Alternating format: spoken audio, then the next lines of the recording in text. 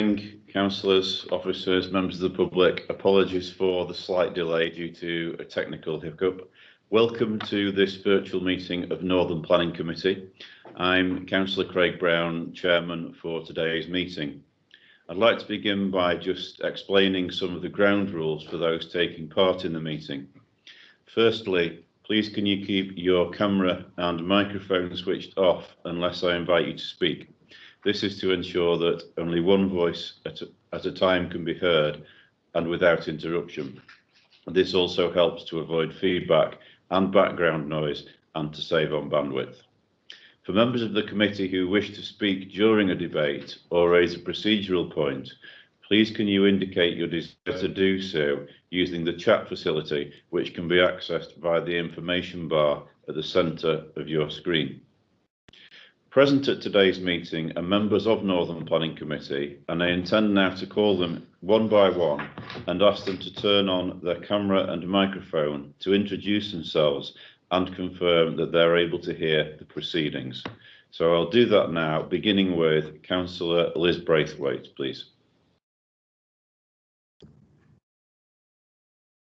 Good morning, Chair. I can see and hear you. Thank you. Thank you very much. Good morning, Councillor Paul Finlow. Yes, hello. The camera doesn't seem to be working. Don't know why. Thank you, Councillor Finlow. We can hear you fine. Good morning, Councillor Ailift Harwood. Good morning, Chair. I can see and hear you. Thank you very much. Thank you very much. Councillor Sally Holland, good morning. Yes, good morning, Chair. Yes, I can see and also hear you. Thank you. Councillor Ian McFarlane, good morning. Yes, good morning, Chair. And everybody. I can also see and hear you perfectly. Thank you. Thank you. Councillor Nick Mannion, good morning. Good morning, Chair and everybody. Yes, I can see and hear you perfectly. Thank you. Councillor James Nicholas, good morning. Yeah, good morning, everybody. I can see and hear fine. Thank you. Thank you. Councillor Brian Puddicombe, good morning. Good morning, Chair. Yes, hearing and seeing well. Thank you. And finally, Councillor Leslie Smetham, good morning. Good morning, Chair. I can see and hear, but I cannot type into the chat function. Okay, if you need to speak and that still doesn't work during the debate, please use the hand raise function instead then for today. Thank you. So also present at the meeting are the following officers who are here to advise on the applications on the agenda, and they are Paul Wakefield, Principal Planning Officer, Adrian Crowther, the Major Applications Team Leader, Nikki Folan, Planning Solicitor, Neil Jones, Principal Development Officer, Highways, and Sarah Baxter, Democratic Services Officer. I'll now explain how the committee will operate. So the Planning Officer will introduce the application, show slides, photographs and plans regarding the site. And I'll then invite any registered public speakers to address the committee and ask them to switch on their camera and microphone to state their name and also the name of any group that they may be representing. I'll also inform them how much speaking time they have and that they must finish within this time or the microphones may be muted to enable the meeting to continue. If anything the public speaker has said was unclear, I'll allow members to ask questions of clarification. Once they've spoken, the public speakers will be asked to turn off their camera and microphone, but remain in the meeting if they wish to do so, to listen to the rest of the debate and the decision. The Planning Officer will respond to any issues raised by the public speakers, and then members will also be able to ask the Planning Officer questions before moving to debate the application. And I'll remind members to indicate in the chat function if they wish to speak during the debate. When the debate moves to a close, I'll check with whether the officers have any final advice to give and that the terms of the resolution, which will have been moved and seconded, are clear to all. I'll then invite each member of the committee in alphabetical order to turn on their camera and microphone to confirm their support for the resolution or otherwise by stating for, against or not voting. and then the report of the vote will be reported to the meeting. As a reminder, members of the committee can only participate in and vote on an application if they can hear throughout the discussion. If a member loses the connection and is able to alert us to this fact, the meeting may be able to adjourn for a short time to allow them to reconnect. If they're unable to connect within a short time, the meeting will continue without them and they'll be unable to participate in or vote on that application. If the live stream of the meeting fails, the meeting will be adjourned for a short period of time to try and restore the connection. If it's not possible to do this, the meeting will be postponed to a new date. Please note that this meeting is being recorded and streamed live to the public, and also that there will be a fire alarm test at 11 AM. So we now move on to item 1 of the agenda for today, which is apologies for absence. Are there any apologies, Sarah Baxter? Yes, Chairman, apologies from Councillors Dean and Murphy. Thank you very much. Item 2 is declarations of interest. Are there any declarations of interest from committee members, please? Please could you indicate via the chat facility if you have an interest that you wish to declare. So I will begin with Councillor James Nicholas, please. Sorry, thank you, Chair. Mine is regarding item 5, which is 19/1601M. Just in the interest of openness, I would just like to declare that I do know Joe Mattin, although purely as a professional in a professional capacity, but there is no conflict of interest. Thank you. Thank you, Councillor Nicholas. Councillor Nick Mannion, please. Thank you, Chair. Item 7, application 20/2717M.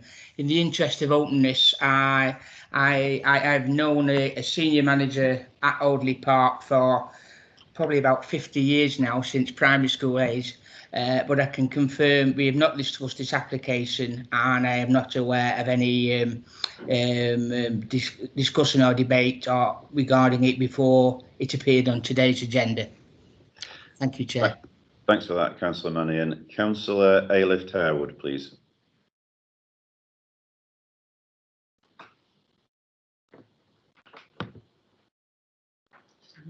I think you're on mute, Councillor Harewood.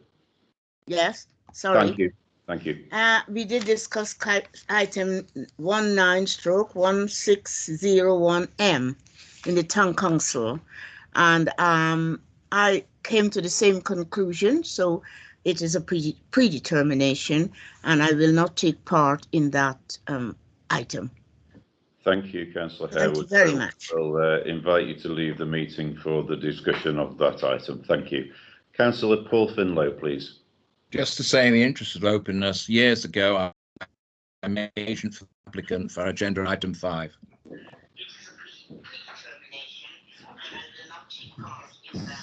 Sorry, Chairman, can I just ask Councillor Finlow to repeat that? In the interest of openness, I met years ago the agent for the applicant for item 5. Thanks, Councillor Finlow. I also would like to make a declaration on behalf of all members of the committee. I believe we received, as a group, the members of the committee, yesterday evening, an email in respect of item number 6, application number 19/3218M from one of the ward councillors.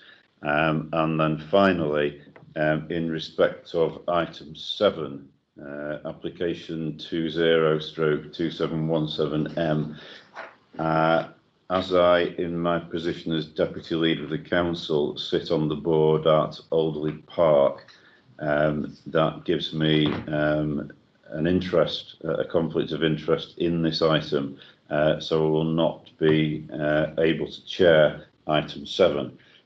Normally what would happen in this situation is that the Vice Chairman would take over and chair that item. However, as we're aware, Councillor Dean has also sent his apologies for today's meeting, so we need to elect a chair for that item, and I've been advised by our legal officer that we need to proceed to do that now. So I would like to propose Councillor James Nicholas to chair that item number 7. Does that have a seconder, please? Councillor Mannion, thank you. I'm happy to second that, Chair.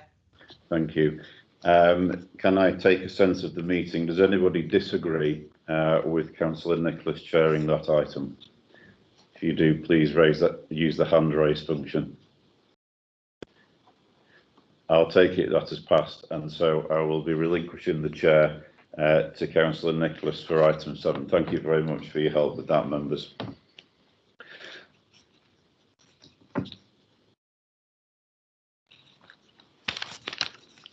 So moving on to item 3, this is the minutes of the previous meeting, which took place on the 12th of August 2020.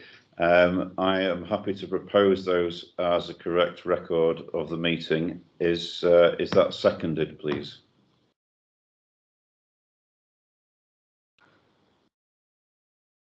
Seconded. Councillor Mannion.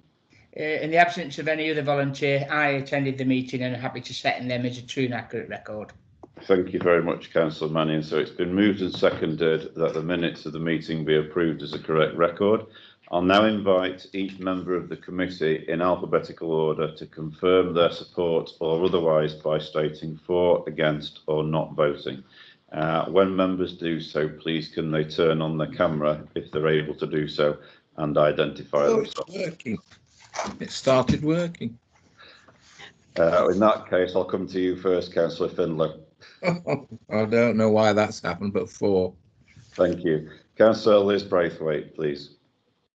4. Thank you. Councillor Ailif Terwood. Not voting, Chair. I wasn't at the whole meeting. Thank you. Councillor Sally Holland. Yes, I'm for, Chair. Thank you. Councillor Ian McFarlane. 4. Thank you. Councillor Nick Mannion. 4. Councillor James Nicholas. 4. Councillor Brian Puddicombe. 4. Councillor Leslie Smetham. 4. 4, sorry. Thank you. That sounded like the doorbell. And finally, myself, Councillor Craig Brown, 4. So they are clearly carried. Item number 4 is public speaking time, and this sets out the public speaking rules for the committee.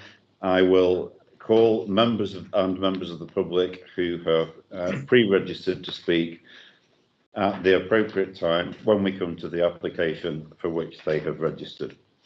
So we now move to our first application proper, which is item number 5 on the agenda, application 19/160M, Stanley Press Equipment Limited, Bank Street, Macclesfield, SK11 7BR, and the proposal is for a residential development comprising 12 number 2, 4 and 5 bedroom family homes arranged within 2 terrace blocks with associated gardens, parking and garages.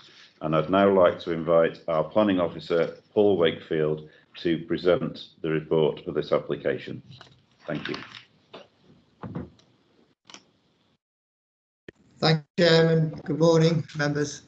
So yes, the application was deferred from our last meeting for either a site visit or a site video or additional images to take place. As members are aware, a site visit hasn't taken place.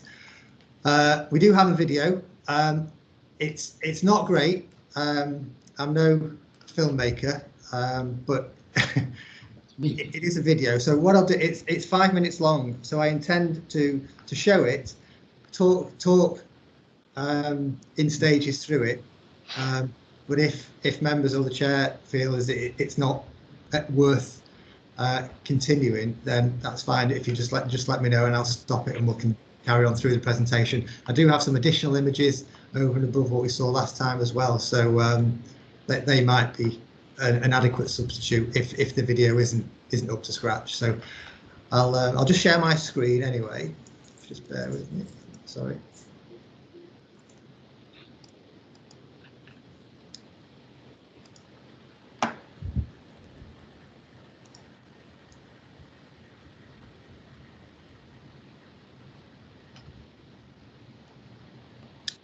So hopefully you can see the front page of the presentation now. Yes, we can. So good. So now the location plan is on the screen, and just before we get onto the video, just to sort of point out where the video goes, if you like. So it started filming on Swettenham Street, which is to the north of the site. Excuse me, just bear with me one moment. Let me get my. It's not working. Sorry, I'm trying to get a pointer. So yeah, Swettenham Street to the north, and the video carries on as we walk down Swettenham Street towards the junction with Bank Street and Green Hills Close, then turn right along Bank Street to view the properties to the end, and back along Bank Street, down Green Hills Close, back up Green Hills Close, and then up Bank Street again the other way, towards the east, and then back towards the junction again. So that's just to sort of set the context so you know where we are, because it might not be that clear during the video, but I'll do my best to explain as we go along. So just bear with me one moment. I should also say it's done in portrait mode, which was it was an attempt to try and get the heights of the buildings, because I know that was a concern just in terms of the height of the proposal with regard to neighbouring property. So hopefully that does come across, but just bear with me. So can members see the video? No, we're still on the site location plan, Paul. Oh, right, just bear with me. Sorry.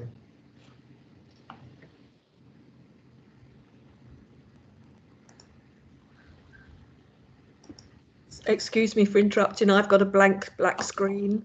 I don't see anything at all. Yeah, I have too, Chair.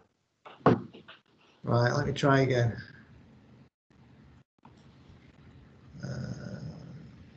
Paul, are you sharing from your desktop? Because that's where you'll need to share from, not on like a saved part of your screen. Yeah, that's better. Can we see the presentation now? We can see the presentation with the photograph slides, yes. Right. Can't see the video. Right, okay. Aerial photograph now on screen? Yes, yes. Right, okay. Let me try again. So yeah, so again, the aerial photograph, just to put it in context, application site, close to the edge of the town centre, which is over in this broad location here. And you can see Knight's Pool just to the edge of the site as well, just to put it in that context, but members will probably be aware of that from last time. So the site video, I was hoping to try and play it outside of the presentation, but I don't think the screen sharing is going to let me do it. So hopefully this will work, but it's going to make it slightly smaller again. Can we see the video now? Yes, we can, Paul. Albeit relatively small. So yeah, so sorry about the wobbles, but that's as we're walking down Swettenham Street towards the application site and the junction with Bank Street and Green Hills Close opposite, we can just see the application site on the right hand side and Green Hills Close opposite. The properties that you see the distance from Green Hills Close face towards the site. Then get to the end of Swettenham Street and pan round to see the corner of the application site on the left, which is a vacant site, as you can see. So moving along Bank Street, see the 3-storey properties at the end.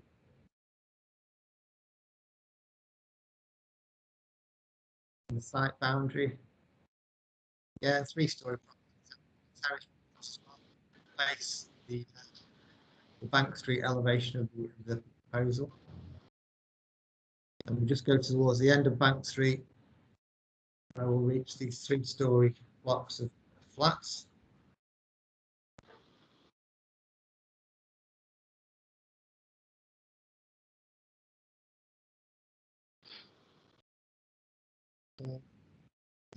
Panning around parking courts of this moment, the end of Bank Street, 3-storey flats, turning round, view across the application site to the properties on Green Hills Close,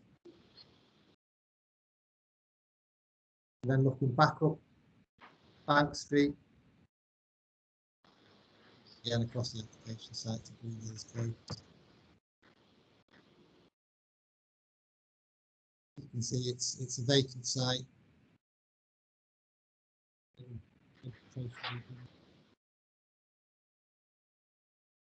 Terrace properties across the road. As I pointed out last time, hopefully if we just pan back.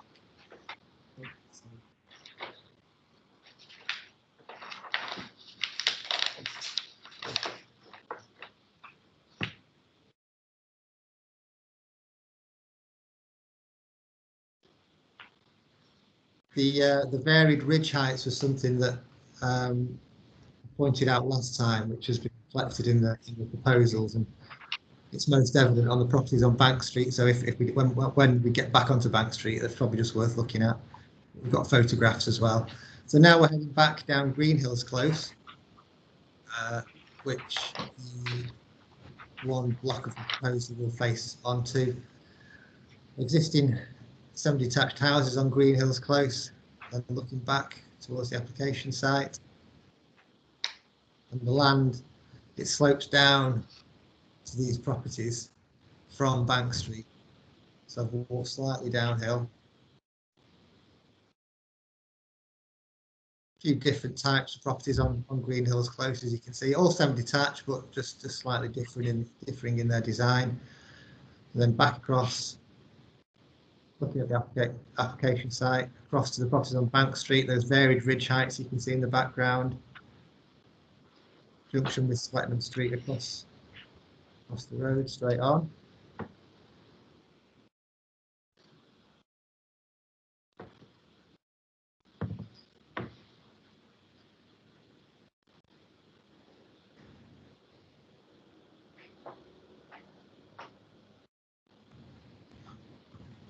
So then we're back onto Bank Street, heading towards Black Road, which is just at the end in an easterly direction.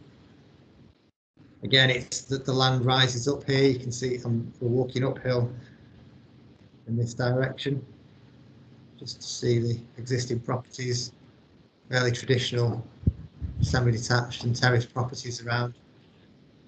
And turning back round towards the junction, looking down, you can see sort of appreciate the land level probably a bit better how it slopes down towards the site and then beyond to Green Hills Close and Knight's Pool beyond the far boundary of the site. And then back up Swettenham Street. Thanks, Paul. I think that's probably given us a pretty good impression of the area. I'll stop it there. So I just have to bear with me one moment.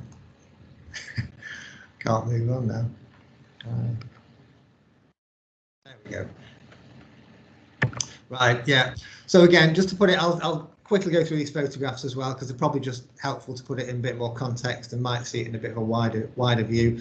So the flats, 3-storey flats at the end of Bank Street that we saw, and then the view along Bank Street looking east, those varied ridge heights are quite pronounced there, as you can see, with the road rising up to Black Road, which is at the end there. Then looking across the site to the properties on Green Hills Close. Again, the properties on Bank Street, Swettenham Street just there as well. Looking across the site towards Bank Street. And then Green Hills Close as it wraps around the site boundary. Again, other properties on Green Hills Close, and these are the bay features that again I mentioned last time that have been brought into the development as a sort of characteristic to reflect the local area. And again, that's at the bottom of Green Hills Close. Viewed from Knight's Pool, it's an old photograph because the existing building is still shown in the background there.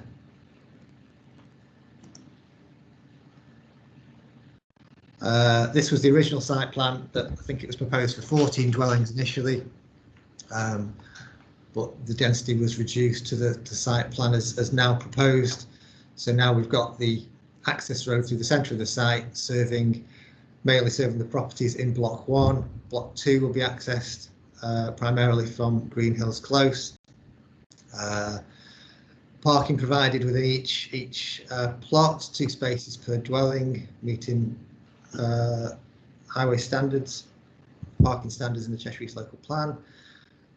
Those properties without garages do have external storage for bins and cycle stores. Turn to the elevation. So this is Block 2, the one that fronts on to Green Hills Close, and that would be the elevation on the bottom left here. Primarily 2-storey, but then one block, as you can see, has accommodation within the roof space. And just to go back to the site layout, just for information, that's that pair of properties there that faces towards the gap, if you like, and not directly towards the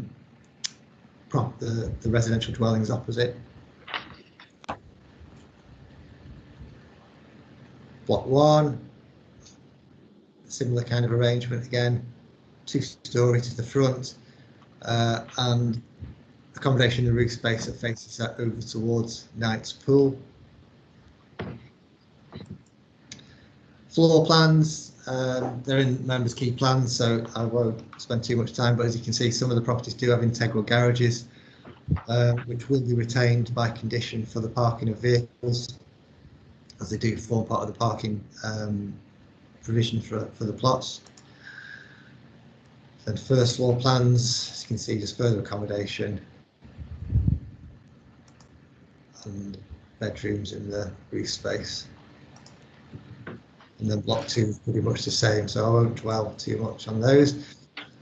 There are some sectional drawings within your key plans, but we also recently, I think it was yesterday, we received some additional plans from the applicant's agent, which I think are helpful. So this is a section drawn from these 2 points through the access road, looking towards Block 1 and showing how it relates to the properties at the end on Bank Street here on the right hand side, and then on Green Hills Close on the left. And you can see how the proposals step down. The dotted red line at the top is the maximum height of the properties that are on Bank Street, those 3-storey flats.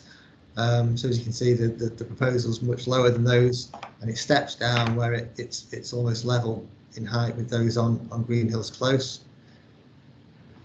Then again, that same view, but with the existing building, because I know members did raise the query about the height of the the previous buildings that existed on the site. So they're shown in pink, and again you can see in the context of the proposed development that there's similar heights being shown on the site there, although slightly lower perhaps. And then again, the dotted red line is the height of the existing properties, neighbouring properties on Bank Street. Excuse me. And then looking from Bank Street, so again the section taken along Bank Street, we've got the 2 gable ends of the properties, which have been given a bit of a dual aspect with windows fronting onto the highway. The access in the middle, you can see the properties at the end of Green Hills Close at the end, and again the relationships with those properties adjacent. And then again, to put that in a bit wider context and in the context with the previous development on the site, you can see how the proposed height of the building is virtually identical to those across the road on Green Hills Close here, and they sort of step down and follow the line of the slope of the road, working with the land levels that currently exist. And that's it. There are just a couple more photographs, just of any use. Again, just looking up Swettenham Street, along Bank Street, probably much of what we've seen already. A few other, that's residential development on Swettenham Street. Again, 3-storey in its nature, adjacent to 2-storey. And then a view across the application site with Knight's Pool is beyond the vegetation there. And looking down towards Green Hills Close and up Black Road. And that's it, Chairman. For the reasons set out in the report, it's recommended for approval. Sorry that went on a bit, but hopefully it was of some use. No, that was very helpful, very illustrative as well, Paul. Thank you. Thank you. So we have 2 public speakers registered for this item, and so I'd now like to call on the first of those, Councillor Mick Warren, who is the ward councillor, to address the committee. So Councillor Warren, please, you've turned on your camera and microphone. Please, can you begin when you're ready, and you have 5 minutes. Thank you. Thank you, Chair. On the 12th of August, when I last spoke to you about this proposal, I was speaking about what the residents of Greenhills Close and Bank Street felt about the application. What the developer is proposing is to build 12 properties with a combined total of 54 bedrooms, yet only provide 24 car parking spaces, of which 7 are integral garages, which we all know will not be used to park cars, even though there will be plans put in place to stop them being developed. People don't park cars in garages. 4 of the other spaces provided are end-to-end parking, which again isn't a desirable layout for parking design.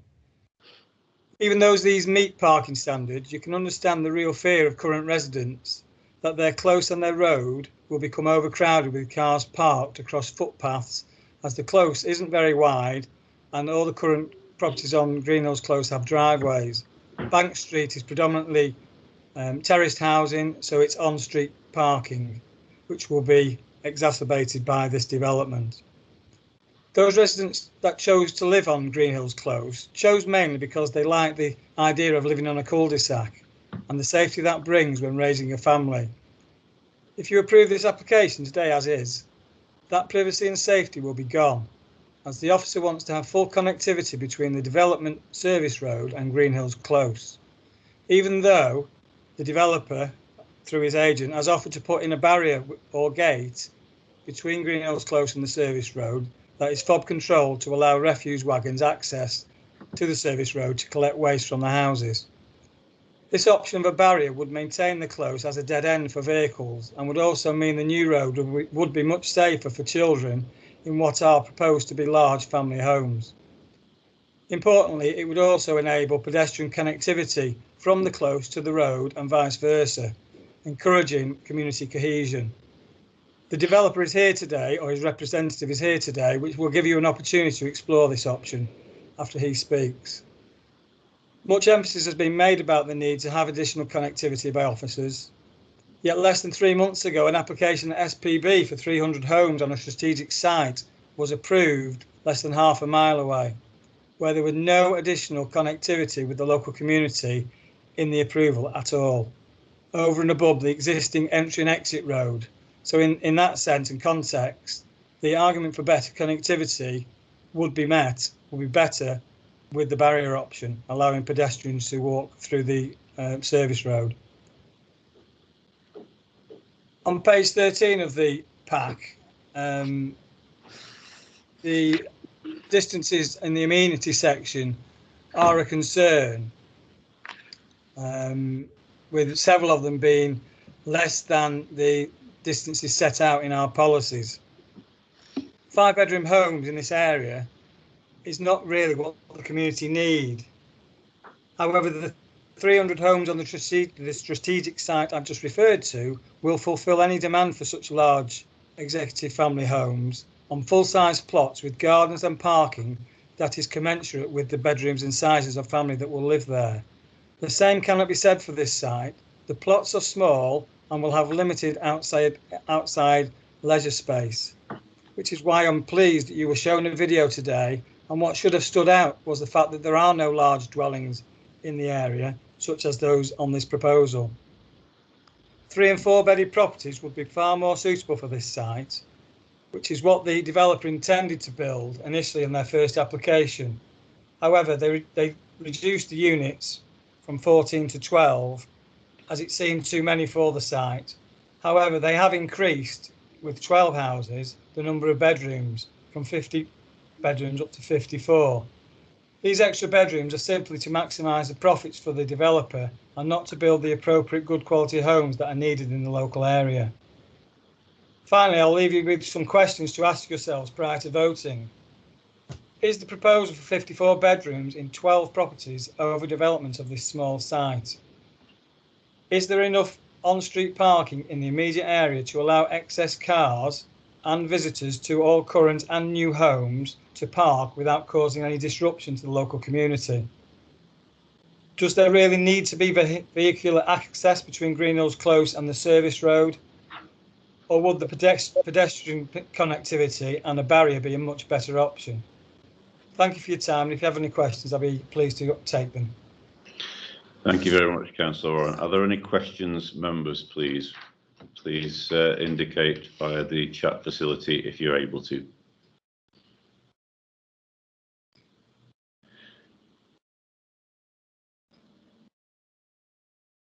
I have a quick question then, Councillor Warren. So I'm assuming from what you said that were the barrier to be implemented that the applicant has indicated he is amenable to, and we'll seek clarification on that in a moment, this would be more acceptable to you? Absolutely. I think it's that is the main gripe from the local residents, is that they're going to lose their close. So to satisfy a developer to develop the site, we're ignoring the current residents, and the developers recognise that and is prepared to put in some kind of gate or barrier that would have an access for the waste removal wagons to operate with a fob. But the officer dealing with the case wasn't agreeable because he wanted full connectivity. Right, thank you, Councillor Warren. I don't see any other members wishing to ask a question, so I'll ask you to turn off your camera and microphone, but do feel free to remain in the meeting. And I'll now call the second speaker on this item, Joe Mattin, who is the agent for the applicant, to address the committee. Mr. Mattin, if you could turn on your camera and microphone. And if I could remind you, you have 3 minutes speaking time, and there may be questions afterwards. Please begin when you're ready. Can you hear me? We can hear you indeed. Okay. First of all, in terms of the site area, I must apologise on the forms that were sent in originally. There was a typo, and it should have read 0.27 hectares, which indeed it does in all of our drawings. So we're looking at a site here of about 2/3 of an acre.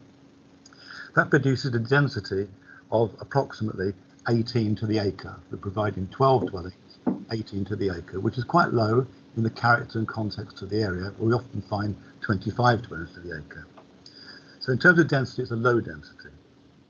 To assist the committee, we've provided the drawings that Paul's shown you quite carefully earlier on, so I don't want to go through those too much, except to emphasise that the proposal is substantially below the height of the adjoining properties at 141 Bank Street, and the 3-storey blocks of flats at Knight's Pool. We've also designed the scheme so it's controlled aspect. That means that 2-storey properties on Green Hills look at 2-storey properties on the proposal. The only exception being the gap, which Paul mentioned in the meeting. The 3-storey elements all look inwards into the site. So essentially it's a 2-storey outward looking 2-storey development in most places. Now, I just want to turn to some of the points raised by the councillor.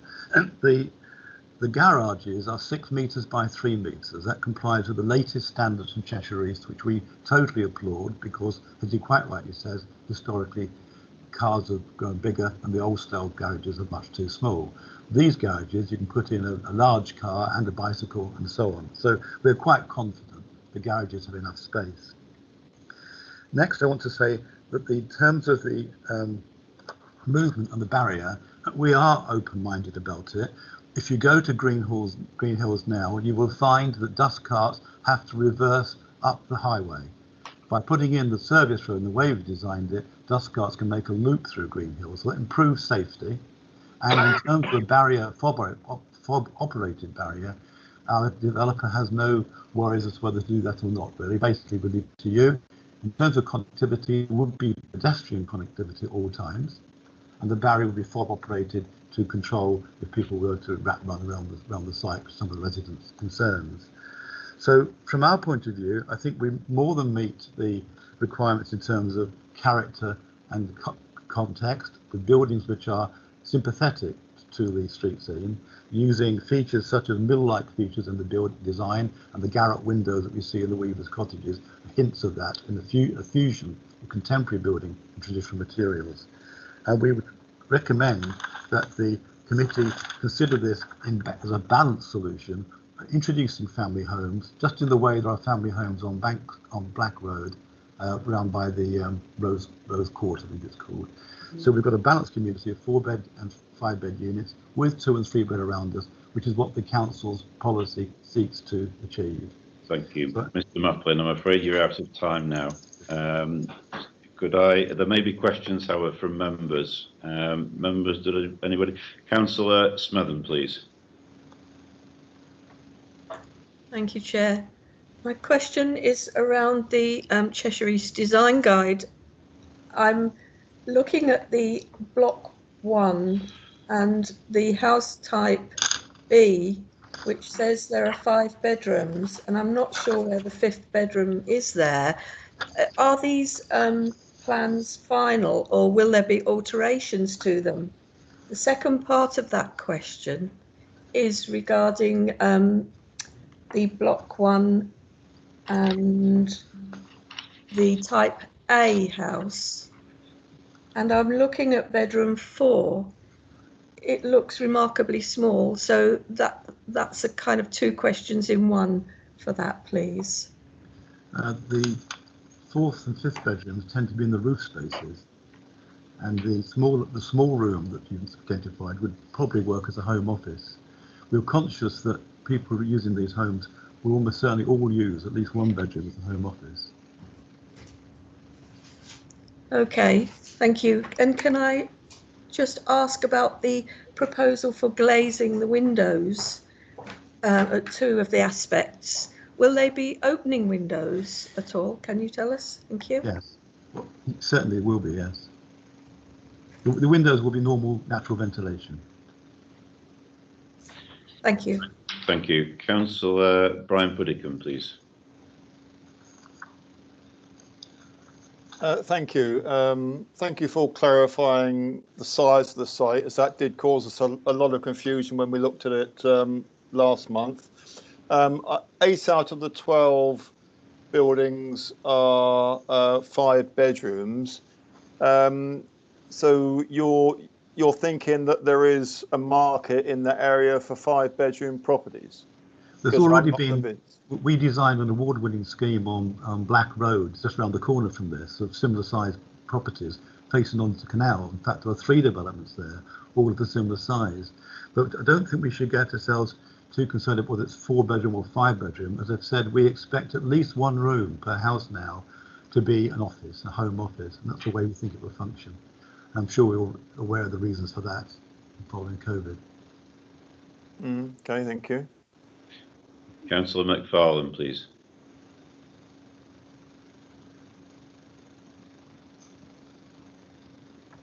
Yes, good morning, Mr. Matton. I took the opportunity of visiting the site last week to have a look around it. And it's an interesting idea of putting a barrier up, which is being suggested.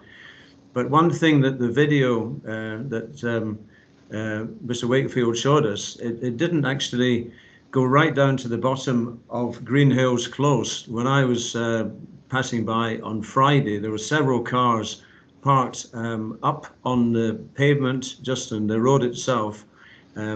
All the houses down at that end of Green Hills Close, as far as I could see, they all had 2 cars in the driveways. Councillor McFarlane, could I I'm just wondering, the question, please? Sorry, please. I'm just wondering, how would a barrier solve that problem, and where would these cars, which are currently parked there by residents, where would they go on Green Hills Close, on the other side of the road? Thank you. Okay, Green Hills Close is 5.2 metres wide, so it's wider than normal for a residential road, and parking can take place on the street on the Green Hills side of the close. I think one of the factors that we were concerned about when we first visited the site was when we witnessed dust carts having to reverse up Green Hills Close. So the new service road would in fact solve that problem.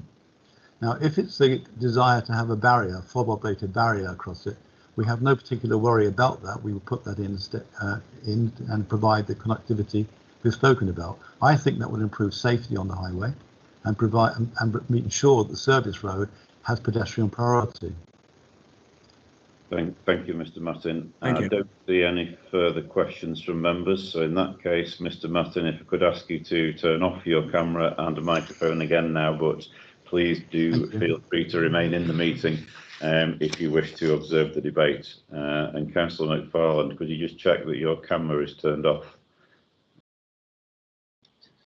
Thank you. So coming back to our planning officer, Mr. Wakefield, are there any issues that were raised there that you would like to address before I go to questions from members? Just a couple of points, if I may, Chairman. Yeah, the barrier, I'm going to imagine, will form some part of this debate. So I think, yeah, we've set out the reasons why we feel as though the access road should be open at both ends and to provide that connectivity and inclusivity and integrates the development into the local area. Obviously, it'd be down to members to discuss the appropriateness of a barrier, and I'm sure Mr. Jones can add any highway safety aspects of it as well. But yeah, I'll leave that point there, and I'll see how the debate goes on that particular point. In terms of there not, Councillor Warren's comment about there not being large dwellings in the area. I mean, there are quite a wide variety of dwellings in the local area.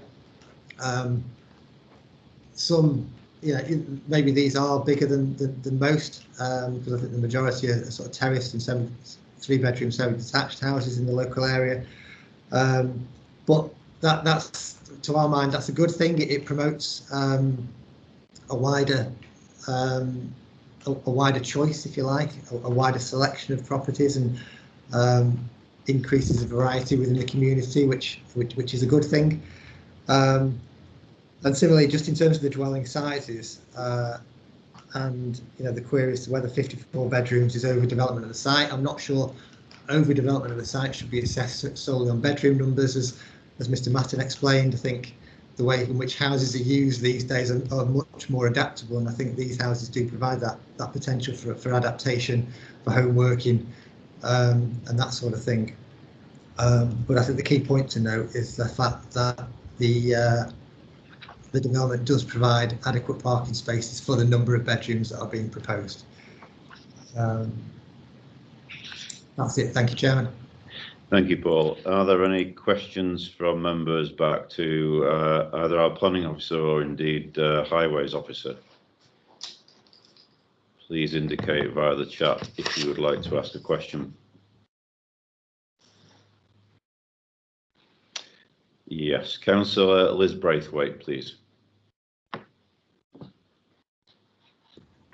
Yeah, thank you, Chair.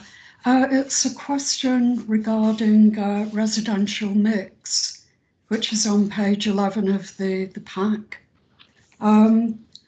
Many large houses in Macclesfield have been converted to shared accommodation. Is it possible to have a condition on this application to prevent subdivision moving forward and retain the residential mix that's proposed? Thank you. Thank you, Councillor Braithwaite. Any further questions, members, before I go back to the officer?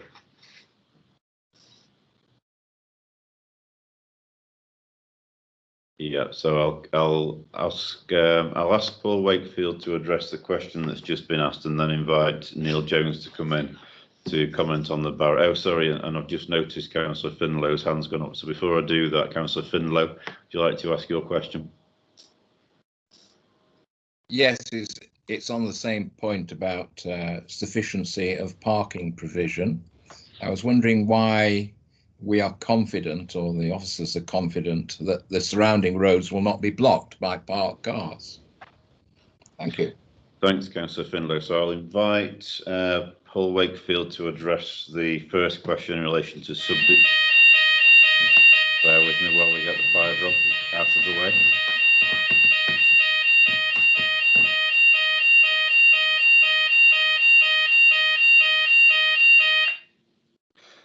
Thank you. So invite Paul Wakefield to come back on the question about potentially conditioning subdivision, and then I'll go to Neil Jones to address the parking question and also to comment on the issue of the barrier. Paul, please.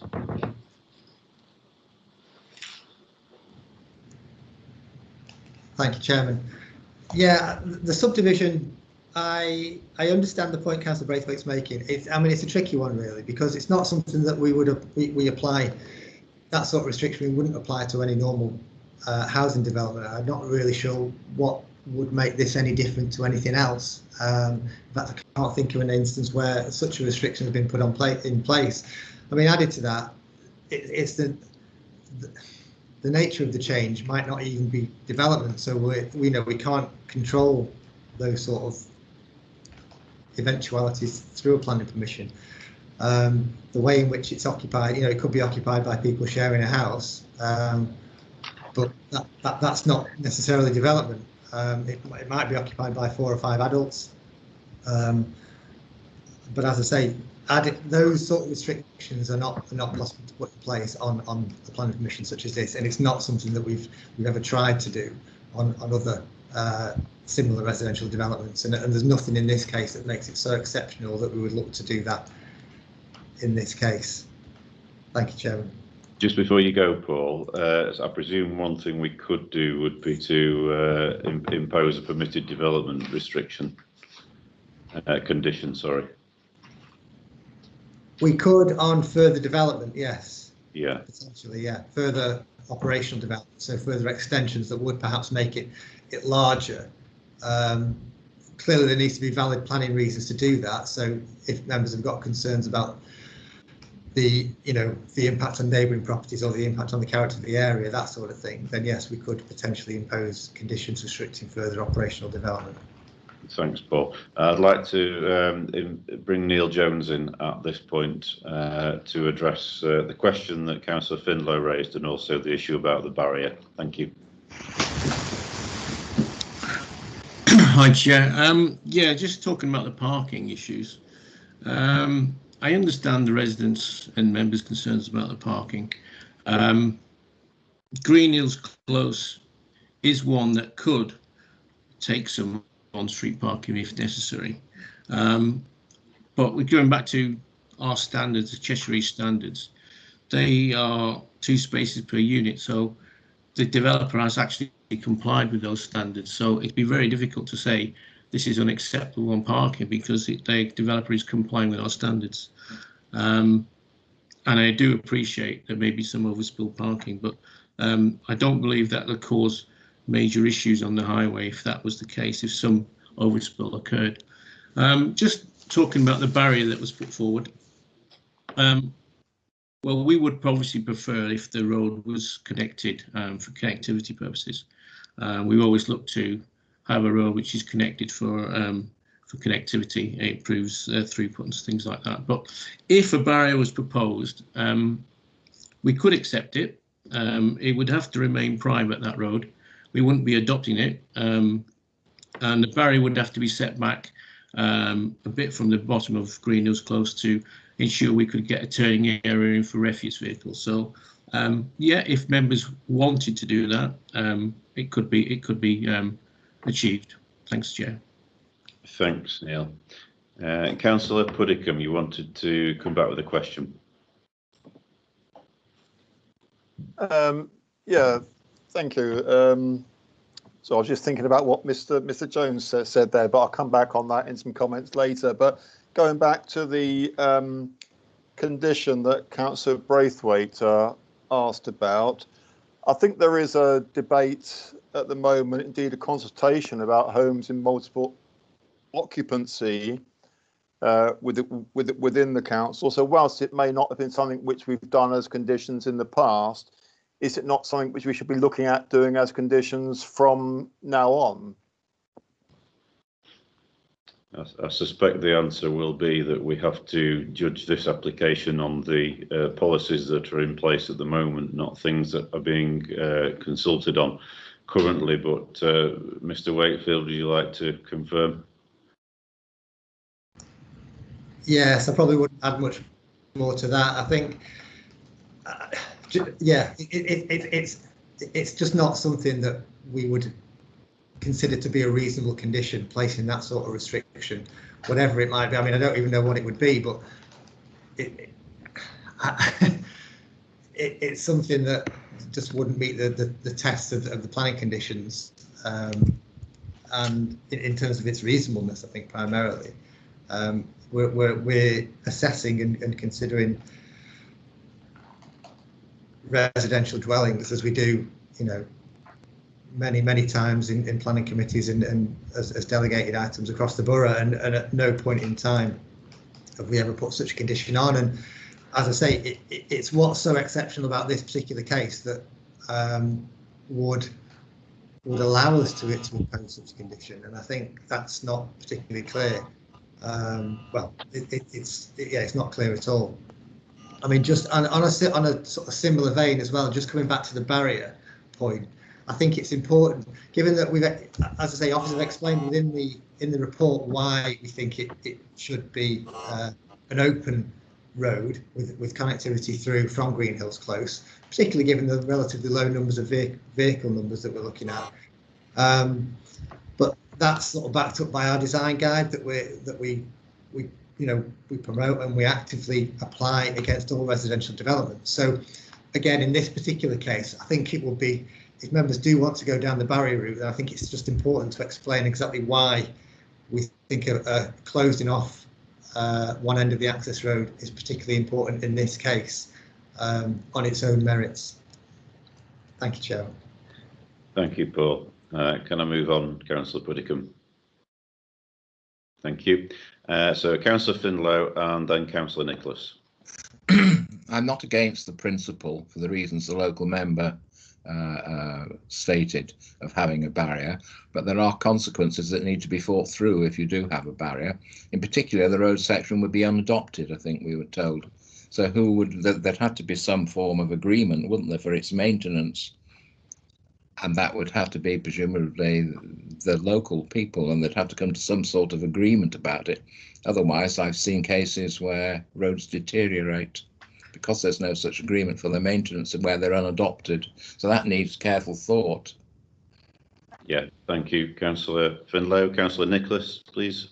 Thanks, Chair. Yeah, Councillor Findlow just raised one point, but my other question about the barrier is, first of all, where would you, if it was one barrier, where would you put it? Or would you need to have two barriers, one at either end of that? So, Councillor Findlow, your hand went back up again. I'm not sure whether that was by accident or whether you had a supplementary question. Right. No, I haven't, but thank you for inviting me. Okay. So I'd like to draw a line under the questions at that point. And again, Paul or Neil, is there anything you want to come back on with relation to the barrier or indeed adoption of the road? I suspect the question that we can't actually answer. Sorry, Chair, can I just come back on the barrier? Yeah. I think it would, well, if it was a barrier, obviously, that was proposed, I think there may be a way forward to put a cul-de-sac in, but it would need a redesign because obviously we do not want to have some turning facilities and stuff at the end. So I think it would need some more thought rather than just saying we're going to have a barrier. That's what I wanted to put forward now. Thanks, Chair. Thank you.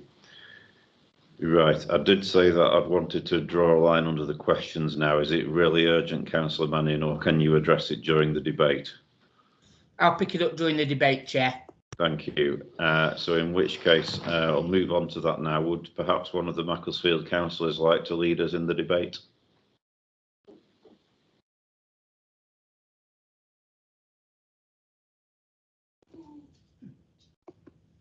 Councillor Mannion, please. Yeah, there was nobody else coming forward. I'll start us off. Yeah, it's a brownfield site. It's a windfall site, obviously, so it contributes to our housing land supply issues, etc.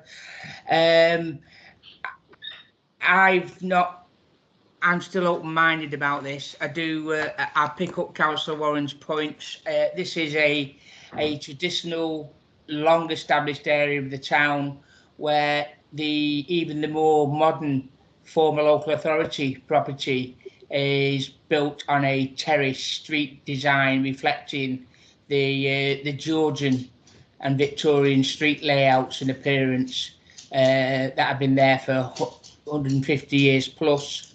These properties are not really in keeping with that. But again, we've got Green Hills Close at the back, which has got 1950s, 60s semi-detached property. The one point I'd like to raise is it's already been mentioned that the ANSWER's refuse vehicle reverses down Green Hills Close already. And I think most of us on the committee will have streets and cul-de-sacs in our wards where this is quite safely done. My personal view is I'd like to keep the integrity of the cul-de-sac for Green Hills Close, and picking up Mr. Jones's very final comment during his answer to an earlier question, in that I would be much more comfortable if it was a cul-de-sac rather than a barriered through road, because again, to reverse off Bank Street, they reverse off it already, and they have done for many years to serve Green Hills Close. So I don't suppose there's any problem reversing into this new development. So I've not made my mind up yet, but that for me currently is the major issue. And I just wonder officers' comments regarding how practical it would be to ask the applicant to come back with a physical barrier across there, in the sense of a landscaped strip of land rather than a metal barrier, which, as Councillor Findlow's mentioned, would need maintaining. I'll just leave it there for now, Chair. Thanks, Councillor Manning. Would anybody else like to speak on this? Don't all shout at once. Are you speaking again? Oh dear.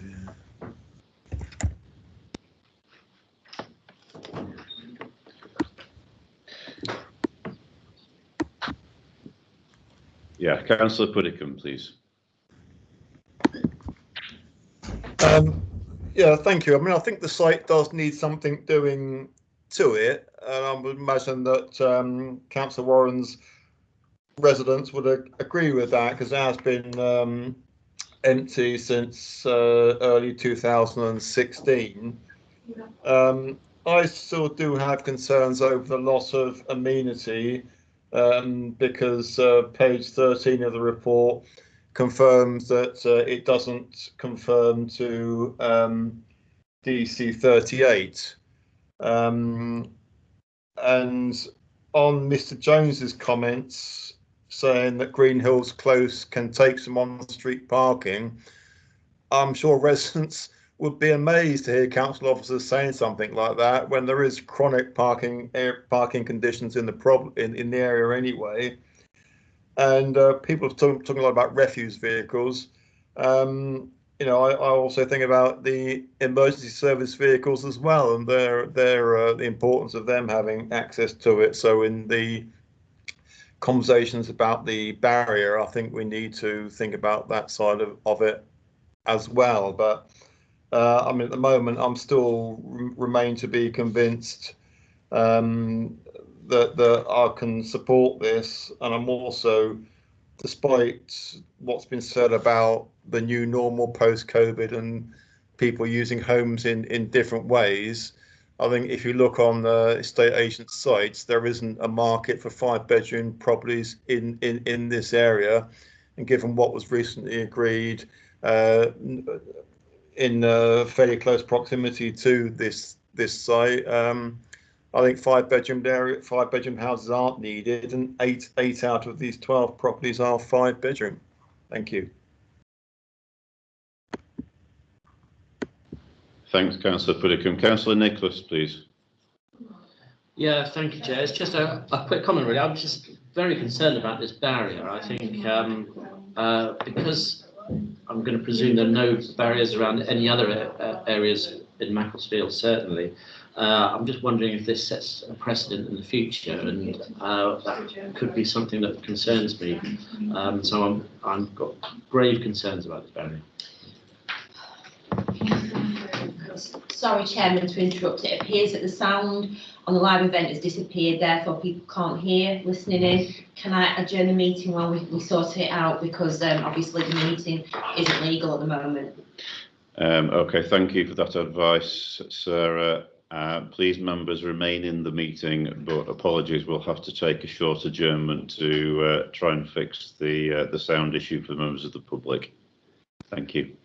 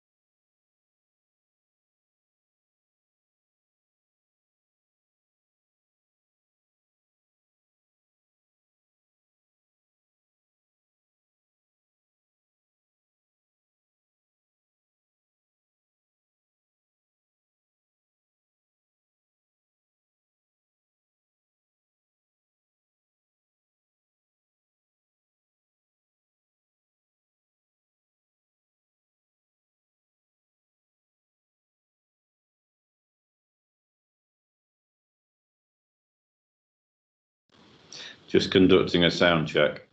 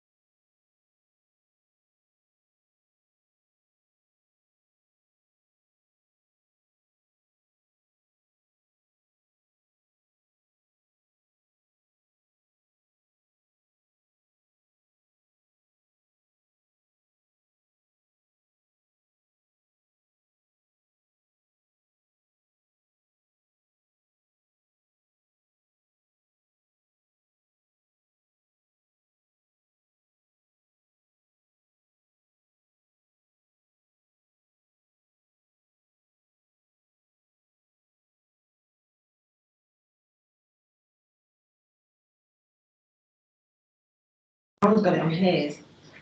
Yeah.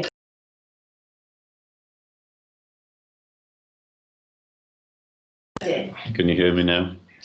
Speak. Sound check. Right. Okay, there's going to be delay.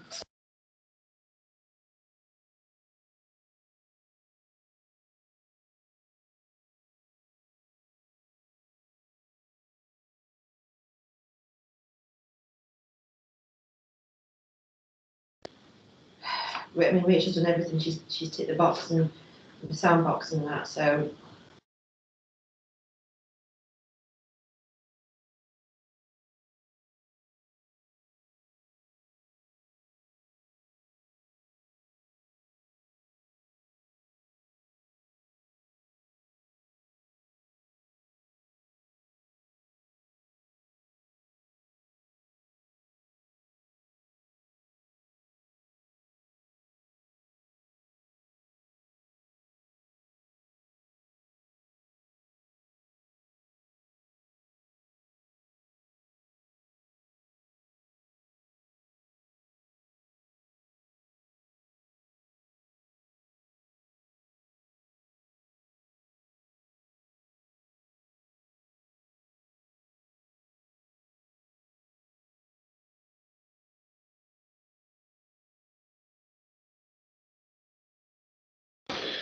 Nikki Folan, could I ask you to speak just so that we can do a sound check on somebody who's based externally? Sure, Chairman, can you hear me? Yes, we can hear you loud and clear. Thank you. Super, thanks.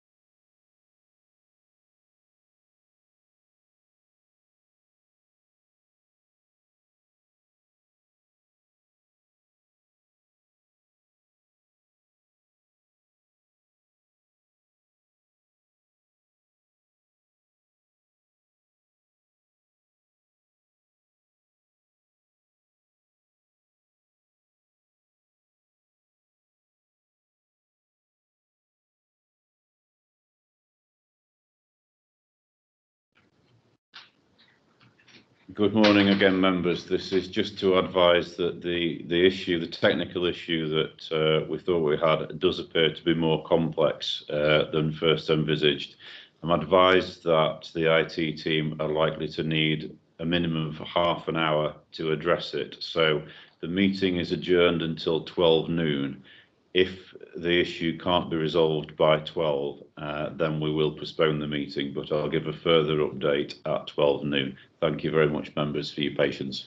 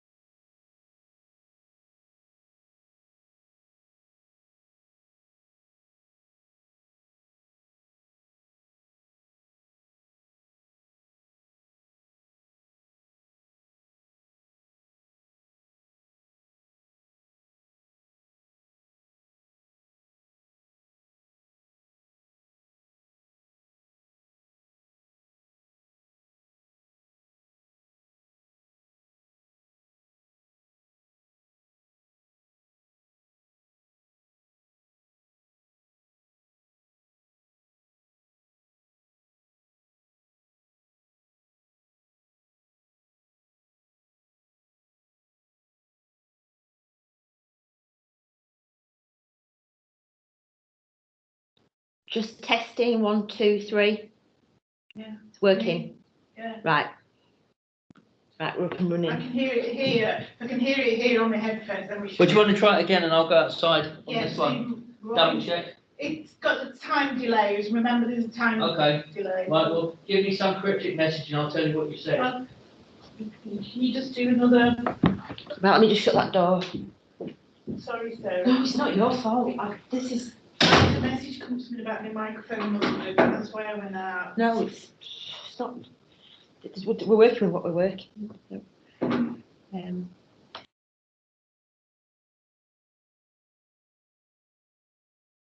So,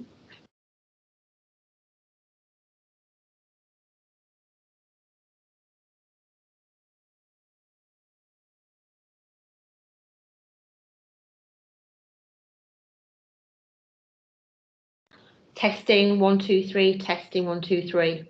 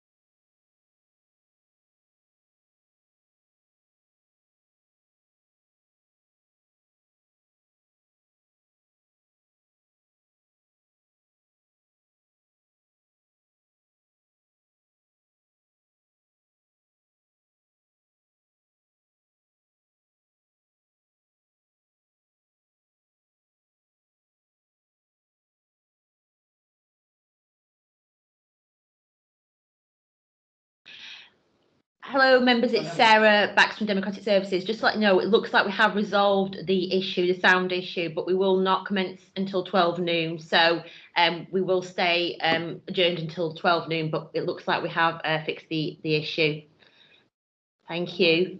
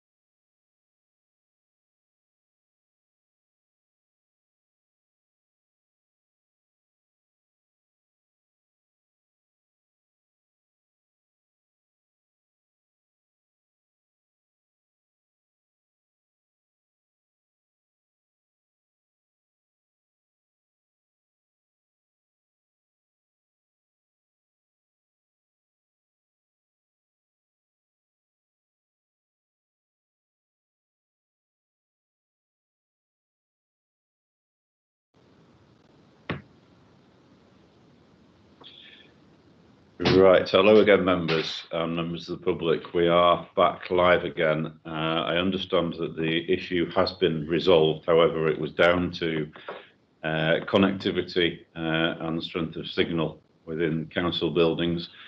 So there is no guarantee that it won't happen again. If it happens again, then we will need to postpone the meeting. But we're going to proceed for now and hope that everything is okay. So as we restart the meeting, I do need to just redo the roll call to make sure everybody is with us. So could I just ask members to again identify themselves and confirm that they can hear proceedings. Councillor Liz Braithwaite, please.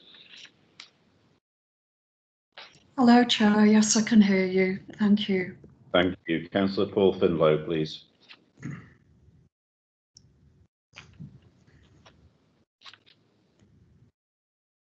Councillor Finlow, are you with us?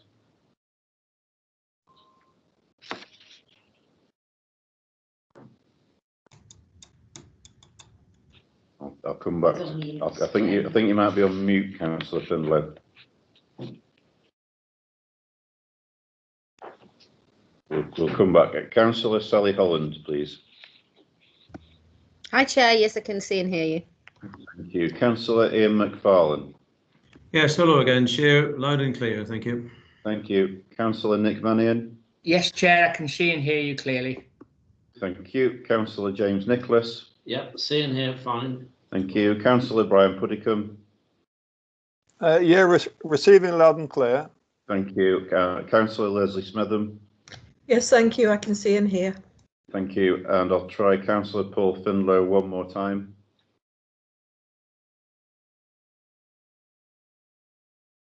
No, we're not hearing anything, so I think that means Councillor Finlow will not be able to participate in the vote.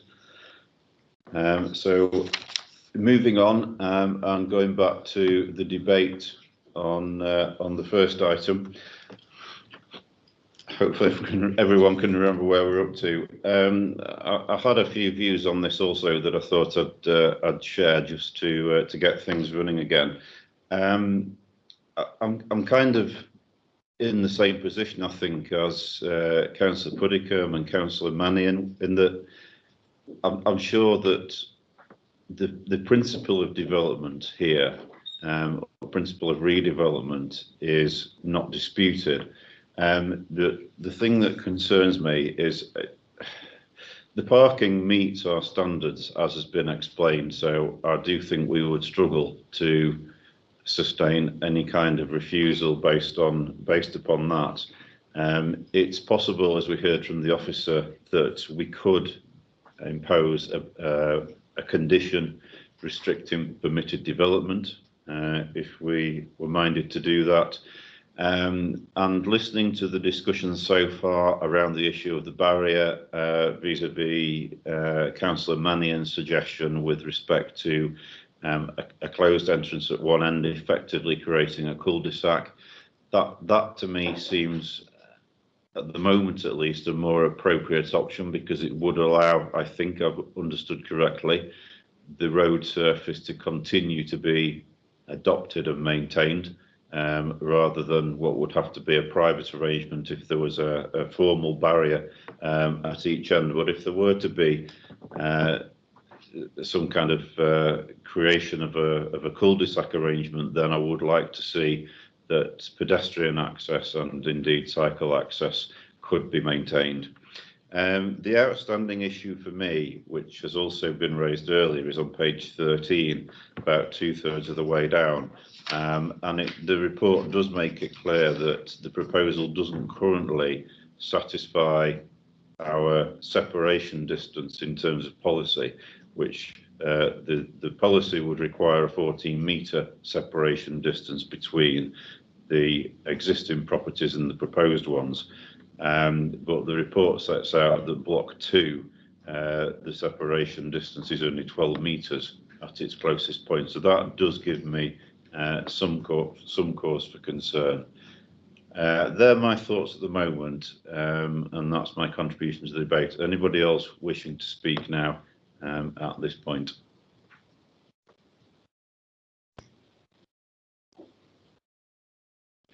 Paul Wakefield, was there something you wanted to come back on? Yes, please, Chairman, if I may, just to sort of pick up on the points that we've had so far in the discussion. I think it's probably just worth adding officers' views to those particular points.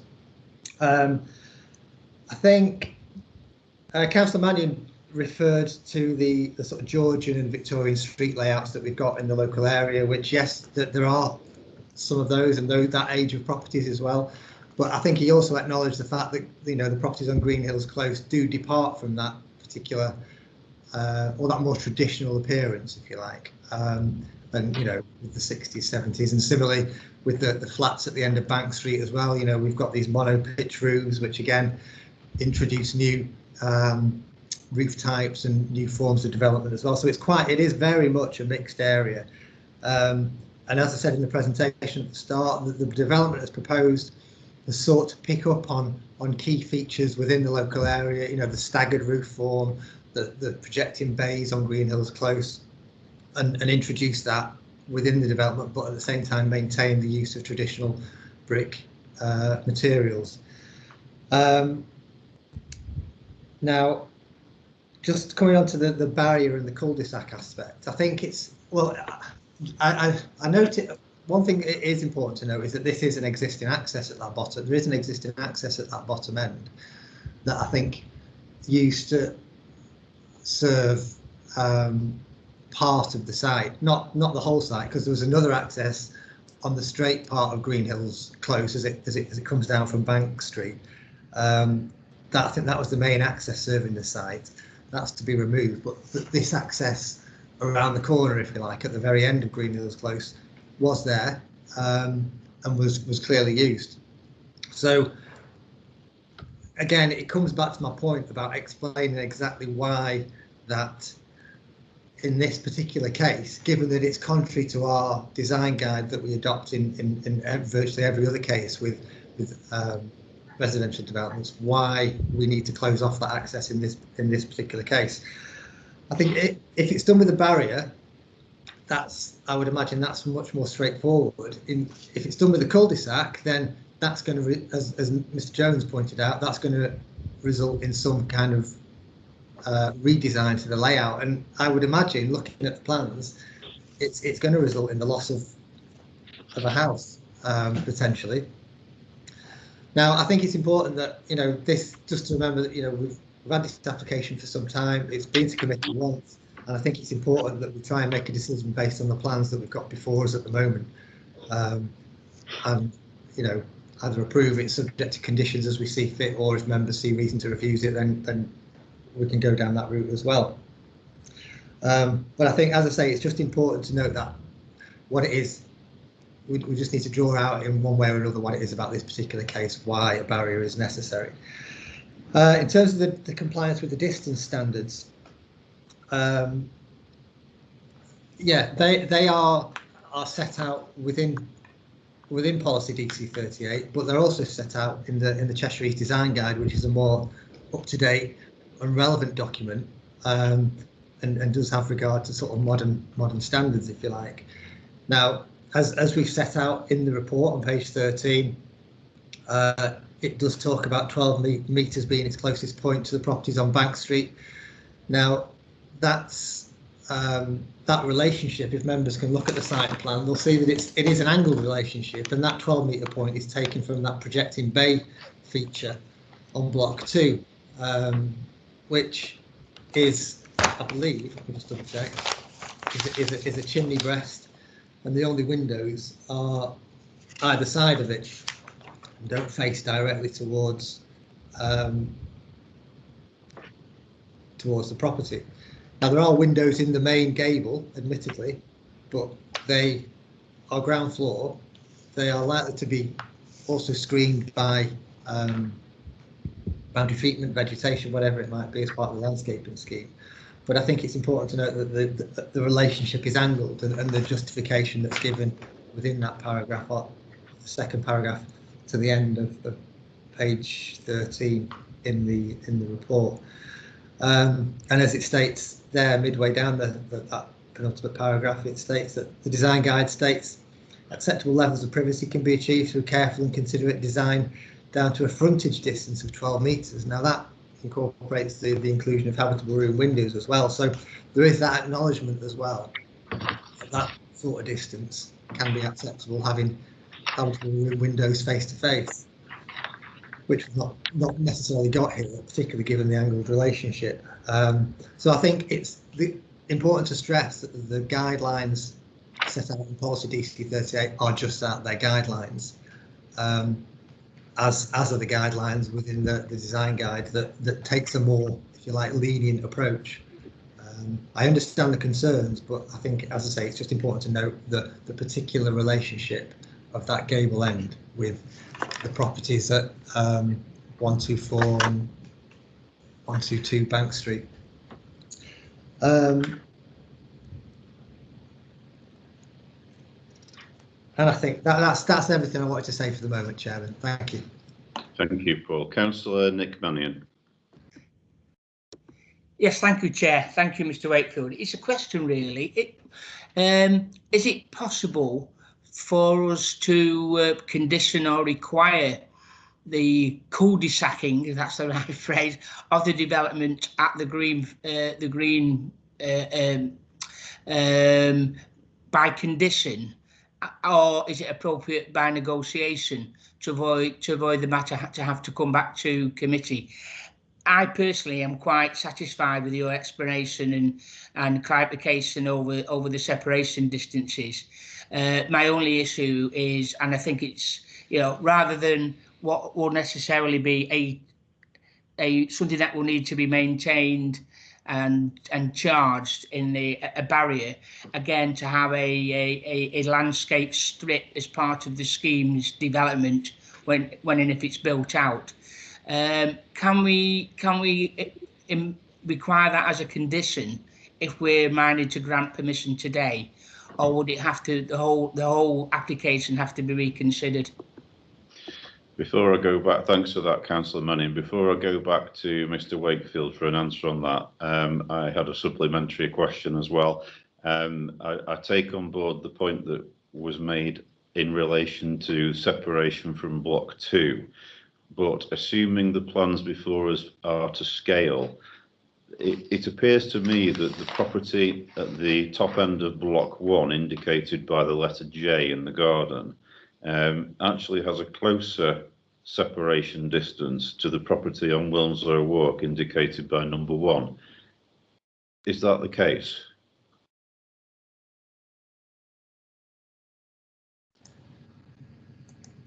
Thank you, Chair. To answer your question first, yes, I think it is the case, but there's no habitable room windows facing, well, on the property at number 1, Wilmslow Walk, there's no habitable room windows facing that particular property. Again, in terms of the windows that do face towards number 1 from the application side, then again, there is this angled relationship. And the main part of the house, if you like, the living room aspect of it, would sort of looks past it. So there is an outlook past that building as well that's available to the future occupants. But yeah, you're right. I think in terms of the distance, it is slightly lower than what's specified in terms of the relationship with number 124 Bank Street with Block 2. Because it's that impact on the existing residents that I think we're particularly keen to try and protect in this case, which, as I say, we think we've achieved it with this particular layout, this form and layout. In terms of Councillor Mannion's question,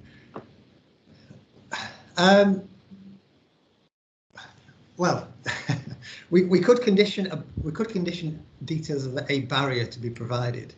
I think if members were looking more along the lines of a cul-de-sac, then I think that would be more something that we would have to get revised plans in, potentially we consult on, given that it would be material change to the proposal that we're looking at the moment. Because as I say, I think Mr. Jones mentioned, and he can add to this in terms of the implication of a barrier, but I think in terms of the cul-de-sac particularly, he said it would need redesigning to provide that turning area at the bottom, which we don't currently have. So there are implications to the layout and potentially the housing numbers as well with the cul-de-sacking.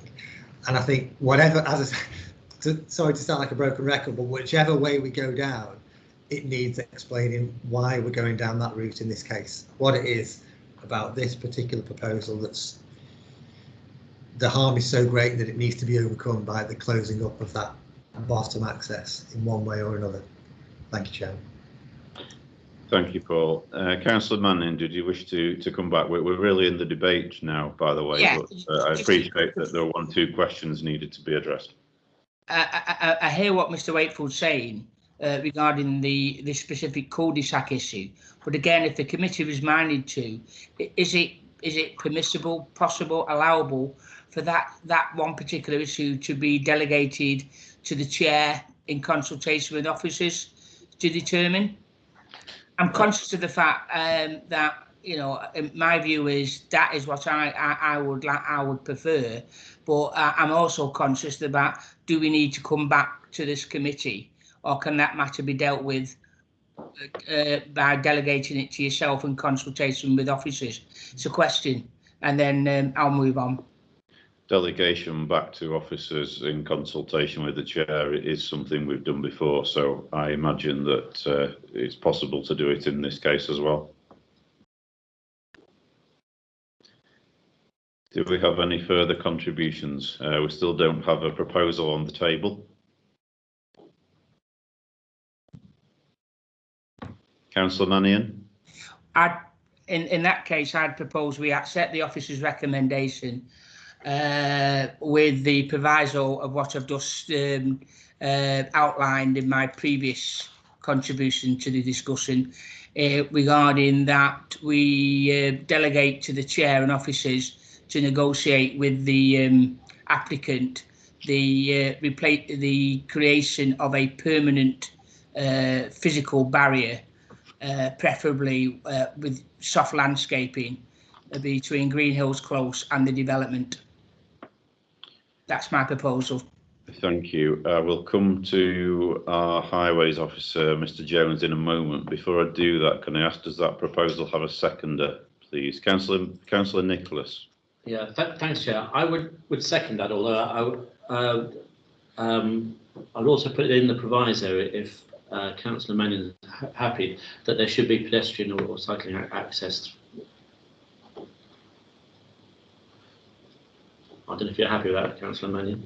I'm very happy to accept that. Thank you for that. Can I just invite our highways officer, Neil Jones, to come in on that condition to the proposal, please? Thanks, Chair. The only issue I've got with this is, which Paul Wakefield highlighted, is that if it was to be a cul-de-sac, we would want a turning area to at the bottom of the site, obviously where it was going to be closed, and that may not be possible given the layout that's been proposed at the moment. So I think I'd have to go back to Paul and ask him whether, or Mr. Wakefield, or whether that is a fundamental change to this application. Obviously, from a highway point of view, we would be quite happy with a cul-de-sac, although our preference would be obviously to keep a link through for connectivity. But I'd have to defer back to Mr. Wakefield and ask him whether that is a material change to this application. Chair. Thank you, Neil. I'll bring Paul in on that point. I suspect from what we heard previously that it would be, but perhaps, Paul, you could confirm. I think what we're speaking about, however, is introducing a condition to close the southern end of, I'm not sure what the name of the road is, the new road anyway, going through the site. And the delegation back to officer in consultation with the chair could be the nature of that closure, whether it was a barrier or whether there was a steer, given that the committee's preferred route would be a cul-de-sac, but leaving the option of a barrier open were that not possible. Yes, I think I suppose it depends what comes forward really, and the willingness of the applicant to go along this route really. I would say a landscaped cul-de-sac with turning area is effectively a material change, and as I said before, we would have to consider reconsultation at that point in time, because I think it would be a material change. Whereas, you know, just a barrier across the bottom would be less significant and might not require any further consultation. So I think it just depends on the willingness of the applicant really, in terms of what he's happy to do, or not, as the case may be. So to just clarify on my question, are we okay to include a condition, but leaving flexible the nature of the closure at the southern end, so that it can be a barrier or it can be a cul-de-sac, depending upon what's appropriate and what does or doesn't need to be consulted on further? Sorry, Chairman, I think my understanding was that the application was going to be delegated back for that closure to happen in one way or another, as opposed to us adding a condition on, because I think it is something that we would need to resolve before us issuing a decision, given the nature of the changes that are involved. So yeah, so I think if we can delegate it back to officers in consultation with yourself and the ward member perhaps, to agree a suitable scheme for the closure of the access, it would, again, in officers' negotiations with the applicant, it would be helpful to have a steer on exactly what the concerns of members are with regard to this particular element of the proposal, and why members think it's necessary to close up that access. I think that could probably be achieved through, and I think it's a very good idea to include the ward member as I say, in consultation with the chair, but also the ward member to get that point of view. But from what I've heard, it's about the protection of the residential amenity of the existing residents. Can I check whether the proposer and seconder are both happy with where we are? It's not a condition, it's delegating back to the officer in consultation with the chair and ward member over the issue of the potential closure of the southern end of the link road. Councillor Mannion. I'm happy for that, and I'm confident that some workable arrangement will be arrived at. Thank you, Chair. Thank you, Councillor Mannion. Councillor Nicholas, please. Yeah, I too happy with that. Thank you. Okay, officers, happy for me to take the vote on that? Kevin, I think just one query to make, Chairman. The removal of permitted development rights was mentioned earlier on in the debate. Is that something that you would like to include as part of the resolution? Well, Councillor Braithwaite suggested it. Suggested an alternative. I suggested permitted development. Proposer and seconder didn't mention it. Councillor Mannion, first of all, as proposer, is that something you would wish to add to your proposal? Removal. I'm happy to accept that suggestion. Yes. So we're removing permitted development as well. Councillor Nicholas, you happy? That's fine. Okay, Mrs. Baxter. Yes, Chairman. Can I just clarify the reasons for why you want the barrier? The reason for the barrier was in the interest of protecting the residential amenity of existing residents of Green Hills Close. Thank you.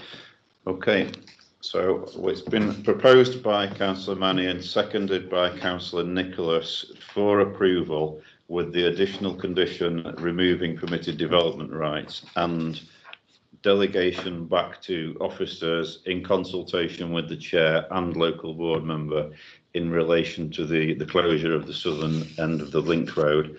So I'll now take the vote by roll call, starting with please indicate whether you are for, against or not voting on the proposal of approval, starting with Councillor Liz Braithwaite, please. For, Chair, thank you. Thank you, Councillor Braithwaite. Councillor Sally Holland, please. Yes, Chair, I am for this proposal. Thank you. Thank you. Councillor Ian McFarlane. Yes, Chair, I'm for. Thank you, Councillor McFarlane. Councillor Nick Mannion. I am for the proposal, Chair. Thank you. Councillor James Nicholas. 4. Thank you. Councillor Brian Puddicombe. Not voting. Thank you. Councillor Leslie Smetham. 4. Thank you. And myself, Councillor Craig Brown, also 4.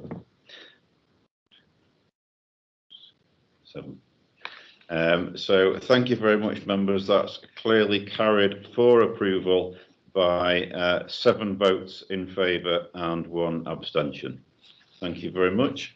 So we'll now move on to the next application on today's agenda, which is item 6. This is application number 19/3218M. And the proposal is for a development of 45 number retirement apartments, guest apartment, communal facilities, access, car parking and landscaping at Cypress House, South Acre Drive, Handforth, on behalf of Churchill Retirement Living. And could I now firstly welcome Councillor Harewood back into the meeting, but invite her to turn her camera off again, please. And then invite our Planning Officer Paul Wakefield to present the report for this application. Thank you, Chairman. So there was an update report circulated earlier this week, which picked up the outstanding issue of the trees on site and concludes that the overall impact is acceptable, subject to an additional condition relating to the development being carried out within the arboricultural assessment, method statement and tree protection plan. A couple of other points of clarification were also picked up within the report, which hopefully was helpful. So I'll just share my screen with the presentation.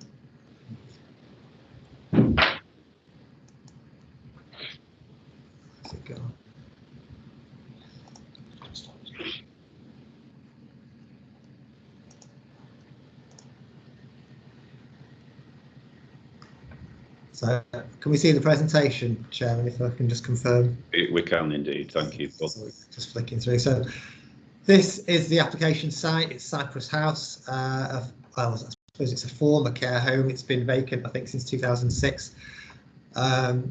Set on the outskirts of Handforth Village, which is just off to the north. Sits next to the Bull's Head public house and the hotel that adjoins it. Car park serving the pub and the hotel just to the south west of the site. It's quite an unusual shaped site. Then South Acre Drive as well, to the north, which comprises a number of residential properties. There's a couple set back across an area of open space, and then a row of 4 that sit slightly closer to South Acre Drive itself. And then South Acre Drive then extends into a sort of a T formation where we've got further dwellings running parallel with the railway line, which is the thick black line you can see there, but in both directions, so both to the north and the south at the end of South Acre Drive are residential properties. The building adjacent to the application site on its eastern boundary is Humford Court, which is a community centre. Just to show it in its wider context, the application site is just where the arrow is here, South Acre Drive.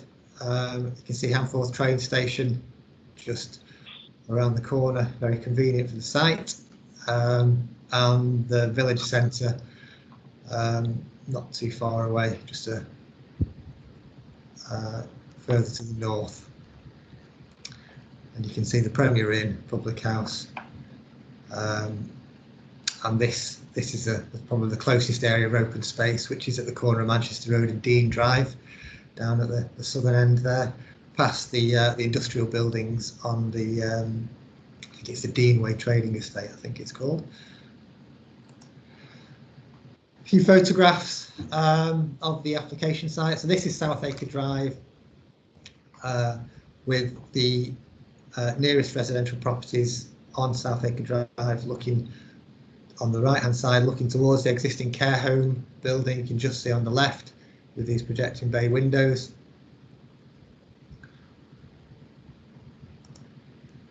And then again, this is at the bottom of the sort of T junction of South Acre Drive. So this is, if you're coming down South Acre Drive and turning left, this is what you would see. Again, 3-storey properties at the end, and 2-storey properties, albeit set at this slightly higher level. Then it was a picture taken from the same location but turned towards the application site. So that's the current application site. That's the existing care home, which, as I say, is vacant. You can just see the properties that face it on the right hand side there. Then again, at the end of South Acre Drive, looking right, this is Hunter's Gate, which is a relatively new development of 3-storey properties adjacent to Hunford Hall. Hunford Hall, yeah, which is there. So again, another view of the northeast corner of the site, showing its relationship to Hunford Hall, which is the community centre. And you can see how the existing building extends extends backwards away from South Acre Drive. That being the roof there. So from Wilmslow Road, this being the entrance to South Acre Drive, just in front of the hoarding. The hoarding covers the application site. You can see the Bull's Head Public House that does sit right on the pavement edge, and the hotel running behind it, existing car park in between. And then again, looking the other way, application site on the right with the hoarding, and then the sort of traditional terrace properties that are there, 2-storey on the other side of South Acre Drive. And this is it's the, if you like, the western boundary of the site. You can see in the background the existing care home as it projects into the site, because it has this narrow frontage onto Wilmslow Road, and then it expands out, as members will remember from the site location plan and site layout. It expands out at the back, so the care home, existing care home, maximises that width of the site and projects behind the car park to the hotel and the Bull's Head. But as you can see, these are the trees that we were looking at as part of the Forestry Officer's update along this boundary, because they do form quite a visual feature and do serve to screen the development from Wilmslow Road as well. And then again, just looking a wider view out towards the village centre. These are the traffic lights at Station Road and the Freemasons Arms pub there, but you can see the nature of development that we've got tight up against the pavement there, 2-storey in form. And then again, looking back down South Acre Drive, sorry, to take in the existing care home on the right hand side, this 2-storey structure with quite a relatively unusual roof form, because it's quite a steep pitch, but it is pitch nonetheless. And you can see the nearest properties opposite, again just in the background there. Site layout. If you can make it out, there's a dotted blue line that shows the position of the existing building, so it doesn't stretch quite as far east as the existing building as proposed, which does serve to help the relationship to some degree with these properties opposite on South Acre Drive. The new access is taken from this eastern end. At the moment, it's a bit further up South Acre Drive, but that's to be closed up and a new access provided, which will serve the car park. Serve the car park, which is to the rear of the site and along the side, together with a buggy store, which is this hatched area here. And then some of the properties have have patio areas. It's not, there's no fencing proposed. I think it's you know, residents can wander the gardens. It'll be communal areas. So, but there are sort of patio areas for people within the ground floor plots to have direct access outside. And similarly, some of the upper stories have balconies as well. And then there is a communal area in blue, which I think is a communal living room with a coffee bar and that sort of thing, and then an outdoor area as well. Then South Acre Drive elevation, as is described in the report, a sort of townhouse appearance, 3-storey in its nature, although the second floor, being accommodated largely within the roof space, and that just shows it in the context of Humford Court next door, and then the 3-storey development behind. And the Wilmslow Road elevation, as we've said, it has this narrow direct frontage to Wilmslow Road, which is why the area to the right hand side is slightly faded out, because it just to show the sort of perspective, if you like, because those elements of the proposal will be very much set back from the Wilmslow Road frontage and have that tree screen where along the boundary shared with the pub car park. And then this is the rear eastern elevation that faces towards the community centre. Again, showing the relationship with the properties on South Acre Drive on the right hand side, these being the nearest properties there.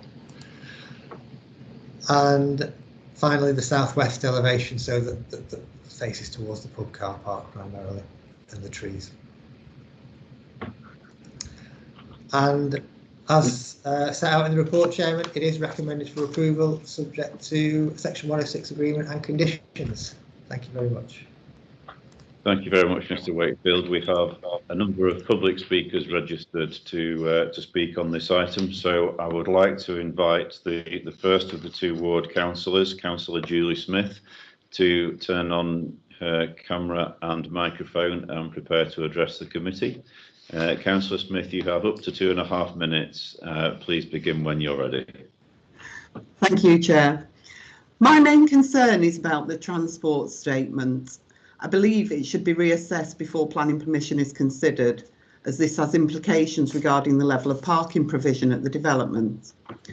A lot of the information within the statement is now incorrect, and when updated, I think it will give a very different picture of the accessibility of the development. It states that Handforth has excellent transport links.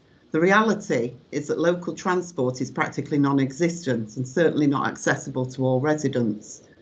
There is currently 1 bus service which runs between Macclesfield and Wythenshawe. The service runs every 90 minutes, Monday to Friday. No weekend service and no evening service. The Handforth railway station isn't accessible to all, and anyone with mobility issues would find it near impossible to negotiate the steep steps to either platform. The personal injury accident data shown in the report states that between 2014 and 18 there were 2 slight in nature road traffic accidents. Since then, there have been 2 fatal accidents in the vicinity of the development. It's suggested that the 3 local car parks could be used for visitors. Wilmslow Road car park is used Monday to Friday, with all available spaces used, and very often cars parked in unmarked spaces. A lot of commuters come from Wilmslow to use it because it's free, unlike the car parks in Wilmslow.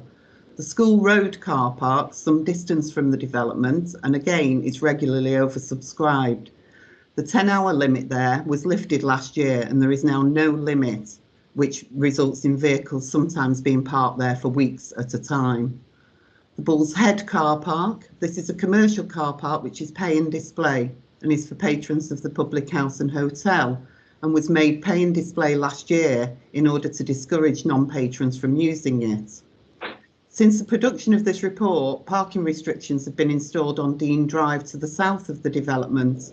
Previously, this area was used by staff from the car showrooms and other commercial premises as overspill car parking.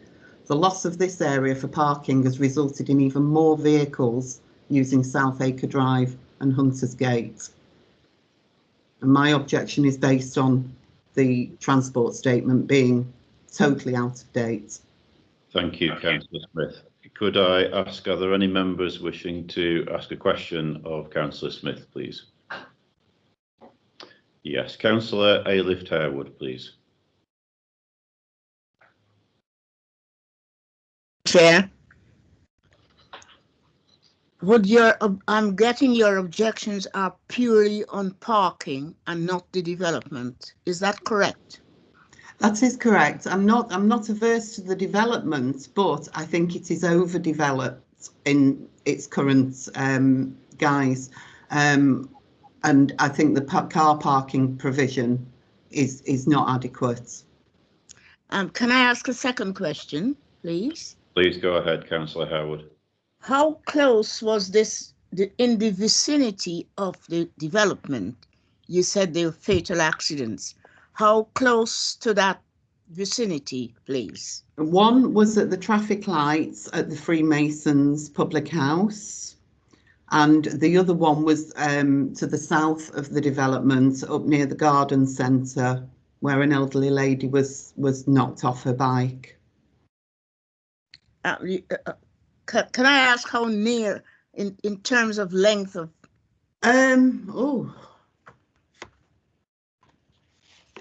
Well, within walking distance. It's within walking.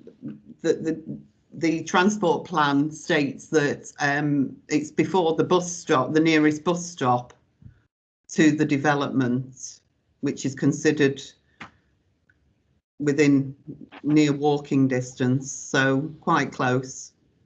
Quite close. Thank you. Thank you, Councillor Harewood. Any further questions, members? I'm not seeing anybody, so Councillor Smith, thank you very much. Please turn off your camera and microphone, but do feel free to remain in the meeting and observe the proceedings. So I'd like to call our second public speaker, also Ward Councillor Barry Burkill.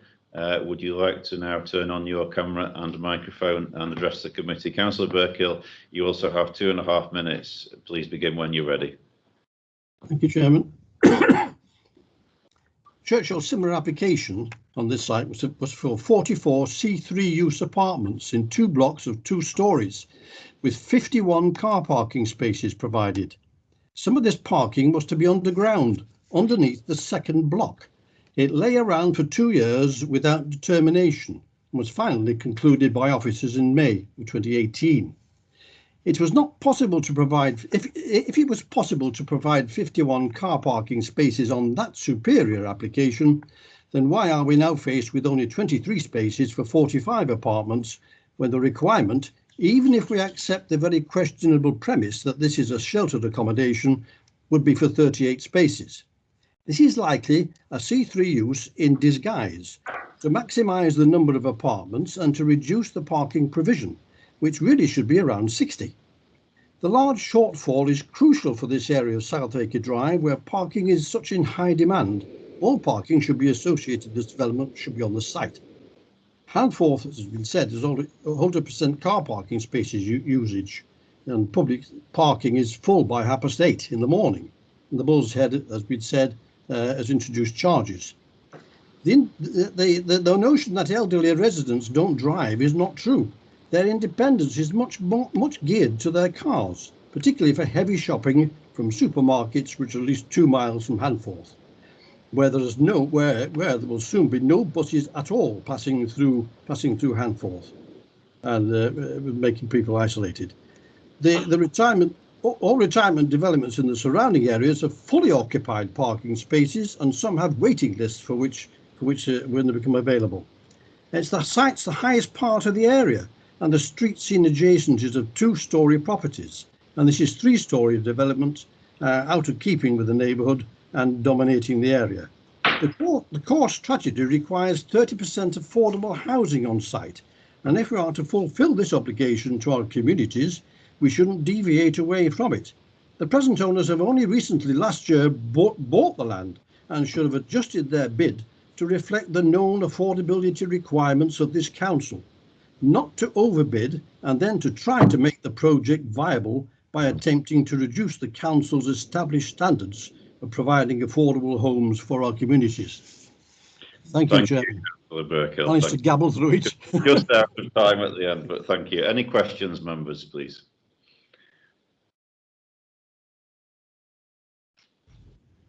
I'm not seeing anybody indicating. 3, 2, 1. Okay. Oh, right at the last, Councillor Harewood, please.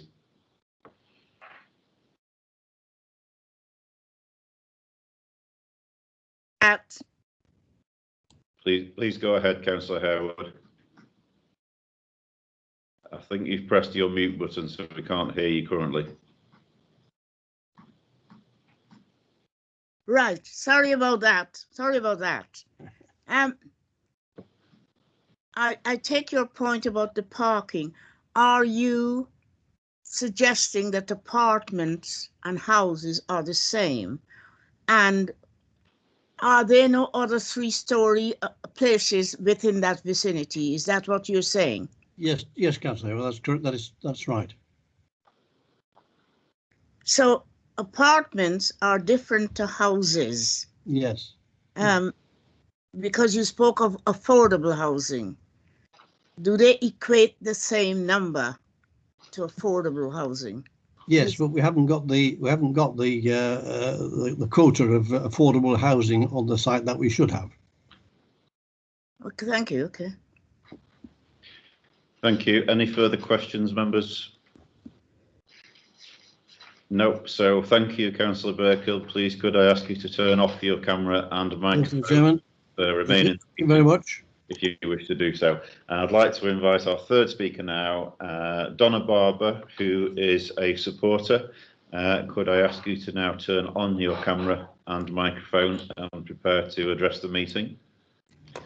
Hi, yes, thank you. You have 3 minutes. Please begin when you're ready. Okay, I'm actually speaking as a local resident. I live on Dean Drive and I'm also the chair of the Friends of Dean Drive Park. And there's just two points really to raise, is that one, the Manchester Airport Relief Road has created a new entrance to Wilmslow via Handforth. And we're already seeing new brands and tenants, including Costa and Woodfire and Smoke, coming to the town. Together with the new housing developments that are coming, including this proposal, I think there's a real opportunity at the moment to grasp the growth, some growth and some benefits for Handforth, which is really important for a town that has to compete with both Wilmslow and Handforth Dean. So at the moment, as a derelict site on the main road, this works completely against those principles and really works against the opportunity to deliver some growth for Handforth and some jobs, which, you know, in the current environment is just so important. The second point really is, it's not really been mentioned today, so I won't go on about it, but just as my role as the chair of Friends of Dean Drive Park, some of the comments online did relate to the open space in the scheme. And really, we just wanted to highlight that as a local park, we're only sort of 3 to 5 minutes away from the site as a walk. It has historically been very underused, but we've recently had a lot of support from Cheshire East, the local town councils and the Manchester Airport Group, and we're improving that park. And our priority was to introduce benches, because what we realised is that there's nowhere really in Handforth for people to pause and chat and really get to know each other as neighbours. So whether young families or elder people, you know, this park is right opposite the garden centre, and I believe there are new links proposed behind the garden centre to the new housing at Stanleylands. And I suppose what we're saying is that our park, and, you know, we would welcome the new residents as part of coming down to visit the park and to integrate as part of the new community. So they were really the 2 points I'd want to make, is just, you know, I think not approving this application will be a real missed opportunity for Handforth, and that in relation to open space, there is some lovely spaces that we would really hope the residents would feel very welcome able to use. Thank you. Are there any questions, please, members?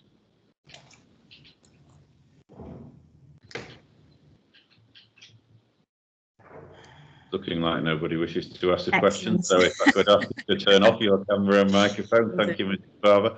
And please feel free to remain in the meeting. So I could now ask and invite our final public speaker on this item, Simon Carter, who is the agent for the applicant. Please prepare to address the meeting, Mr. Carter. You have 3 minutes and there may be questions afterwards. Thank you, Chairman.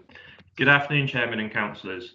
Thank you for allowing me to speak today on behalf of the applicant Churchill Retirement Living. Firstly, I would like to thank the planning officer for the positive recommendation before you today. This plan application has been on a journey through pre-application discussions with your officers and a public exhibition. Throughout this process, we have positively engaged and have taken into consideration comments and feedback received. During the plan application, further revisions have been made. At the request of the officers, additional evidence have been provided in relation to affordable housing and parking. And throughout these additional information allowed your highways officer and plan officer to support the proposal for you today.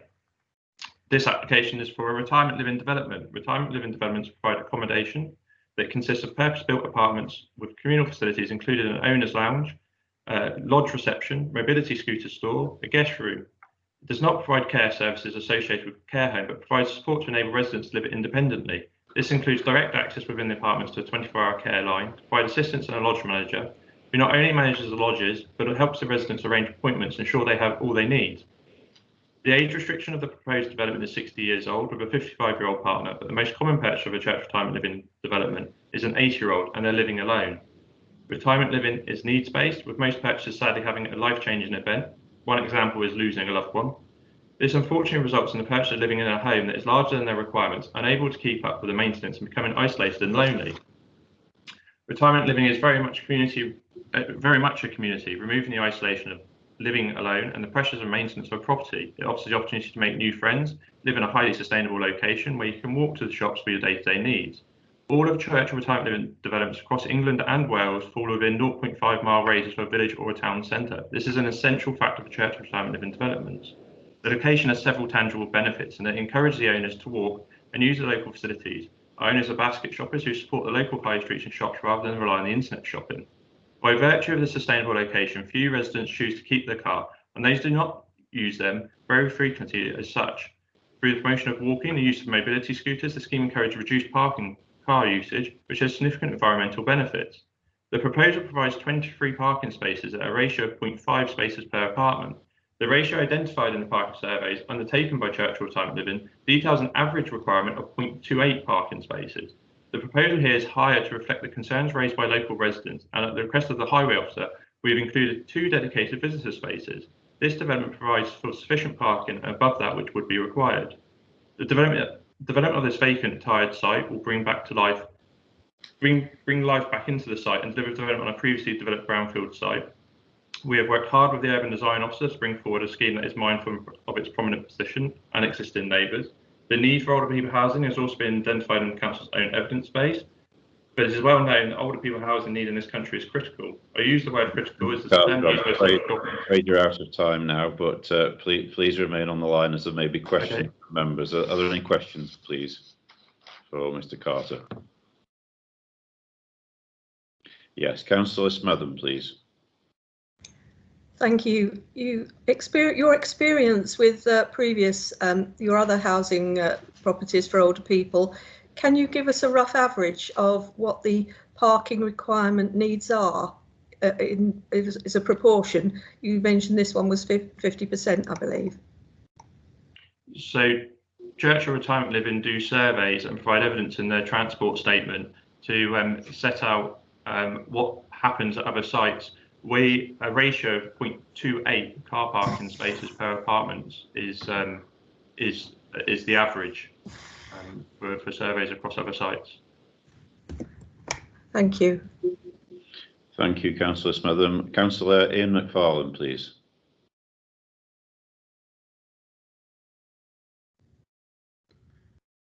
Yes, good morning, Mr. Carter. I'm a ward councillor for Wilmslow, so I know Handforth pretty well. Can you tell us where the nearest, talking of shopping for the residents, where the nearest supermarket is to this proposed site, how far that is, and how they could perhaps get there? Thank you. As Church Retirement Living purchasers, they're more basket shoppers, so they'll walk to the local shops. So they'll go to the north of the site I couldn't tell you where the local large supermarket is, but it's normally they're basket shoppers and they'll be shopping locally. Thank you. Any further questions, please?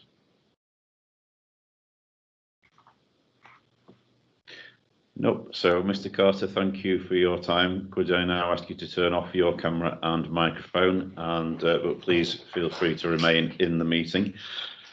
Could I now ask our officers, either Paul Wakefield or Neil Jones, are any issues that have been raised during the public speaking time that you would like to come back on?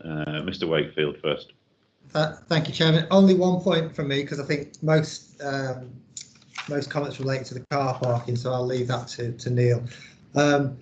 Really, it's just to pick up on Councillor McFarlane's question about the nearest supermarket. There is a Tesco within the village of Hamforth, which is probably a 5-minute walk away, along footpaths and level ground, so it's perfectly accessible. But there are other quite a wide range of shops as well available in Hamforth too, so hopefully that helps. Thank you, Chairman, and I'll defer to Neil for the highways aspect.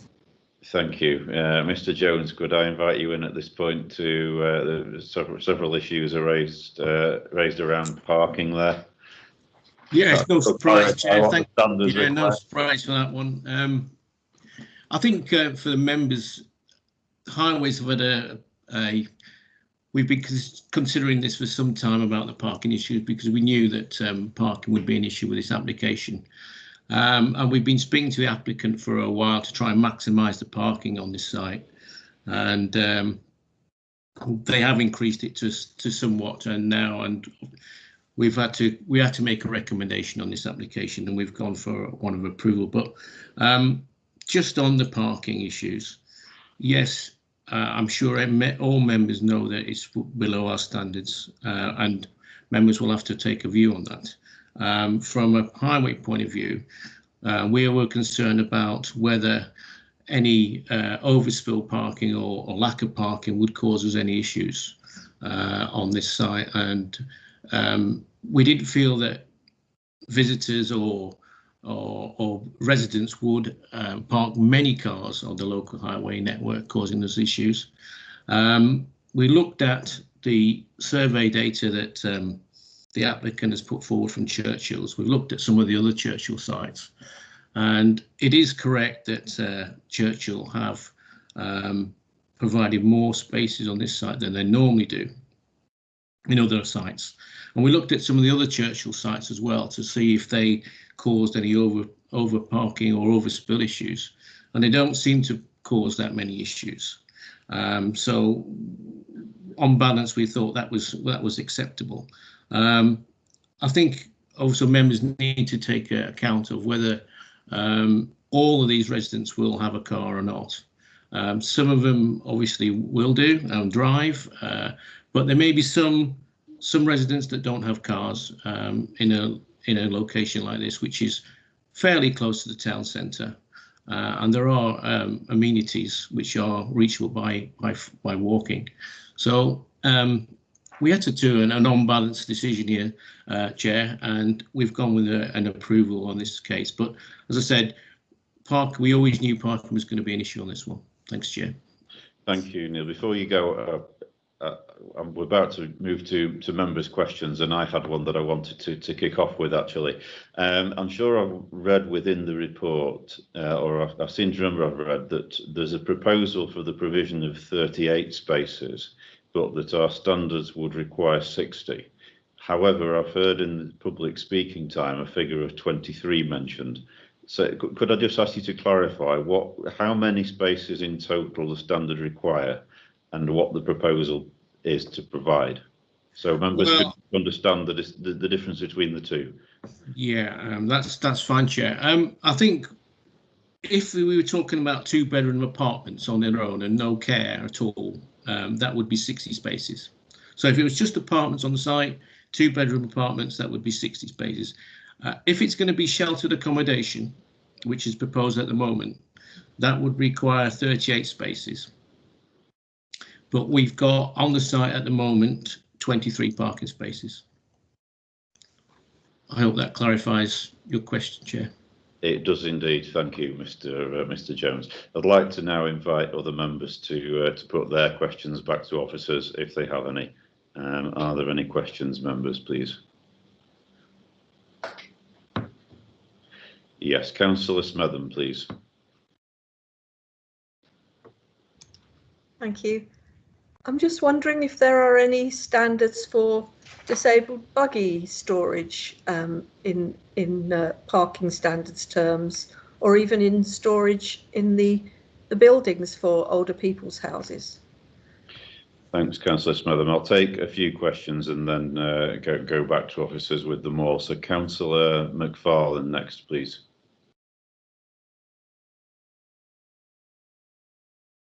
Oh, sorry, that was previously. I apologise. Councillor Puddicombe.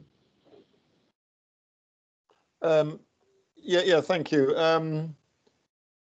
Mr. Jones said that on balance they felt that visitors wouldn't park on nearby streets. So I was wondering if he could clarify what made him think that particularly. Thank you. And Councillor Harewood, please.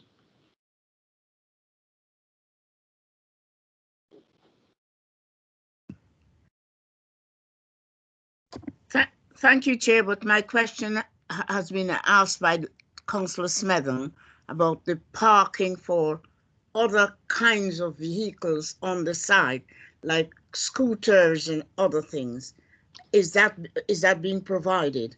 So that was my question. Thank you, Councillor Harewood. Councillor Nicholas, please.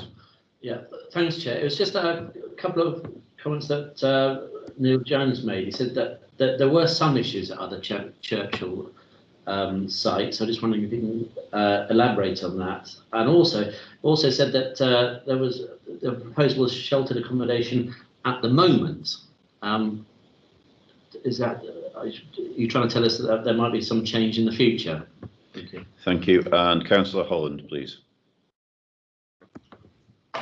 Yes, thank you, Chair. I suppose my question was just regarding, obviously, it seems to me that the biggest issue here is car parking.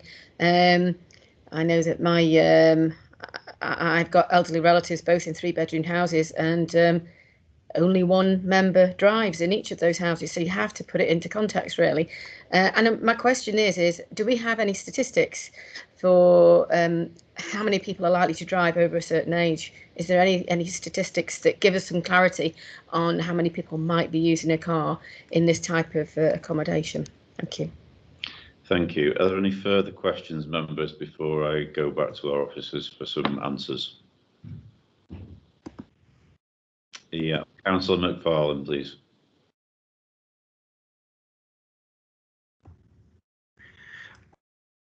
Yes, thank you, sir. I really would just like the question, having passed by the hoardings many times. Yes, it's a retirement living, but they are very much lifestyle adverts, and the elderly people, probably younger than me, who are on the photographs, look very active. And I think that perhaps the advertising that Churchill is doing is going for a more mobile early retiree. That's my only comment. Thank you. I was going to say, it sounds more like a comment than a question, Councillor. It does. Is that Churchill's, forgive me, Chair, is that Churchill's advertising aimed to attract young retarees? I think you probably needed to ask that to the public speaker rather than to the officer. But I'll invite Paul and Neil to come back on those questions now. I'm not sure who'd like to go first. Most of them were directed at the parking issue, so perhaps Mr. Jones. Yeah, thanks, Chair. I think just taking Councillor Puddicombe's question first. I don't think I said that it wouldn't be any on-street parking for visitors. I think what I probably said was that there is scope for some on-street parking close to the site. There are a lot of restrictions on parking around this site, existing weight restrictions where people can't park.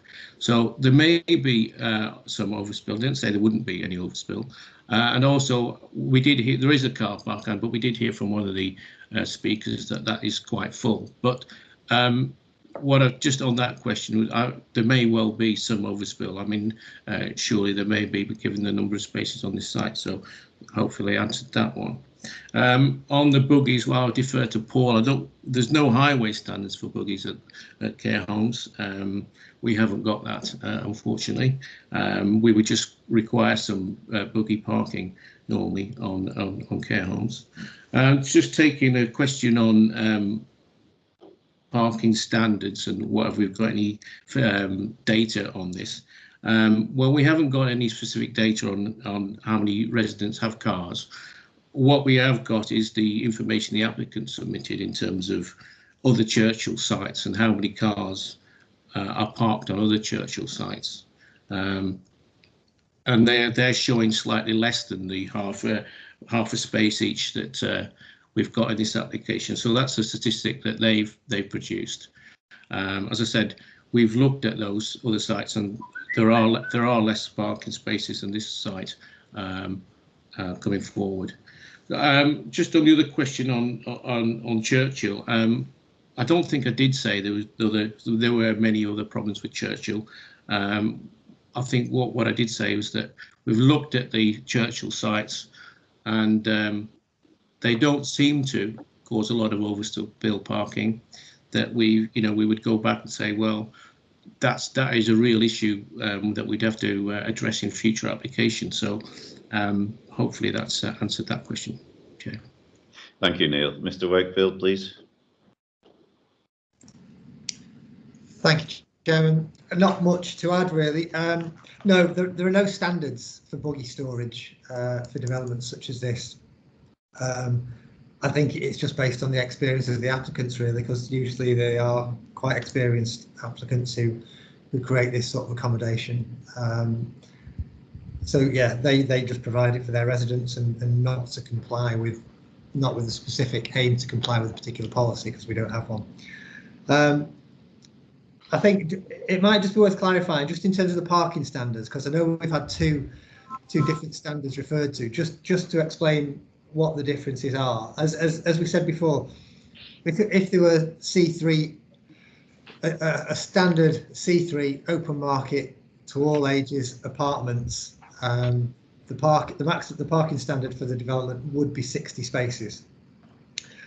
In this case, these are retirement apartments in what we would consider to be sheltered housing. But I think what confuses matters slightly is that the parking standards in the Cheshire East local plan put sheltered housing under a care use, a C2 use, whereas this is very definitely a C3 use class, as a residential dwelling would be. But at the same time, I think we need to be aware that it is sheltered housing. It's aimed at a particular sector of the population where car ownership isn't quite as great, and that's why sheltered housing does have those lower standards. So for this development, it was 38. So that's the more accurate parking figure in terms of standards. I would say the 38 that's relevant to a sheltered housing scheme such as this. But as we've said, 23 has been provided for the reasons that we've outlined. Officers feel that is adequate in this particular case. Yeah, thank you, Chairman. That's it. Thanks very much, Paul. So I'd like to now move to the debate members. Could I have a volunteer or somebody to help open the debate, please?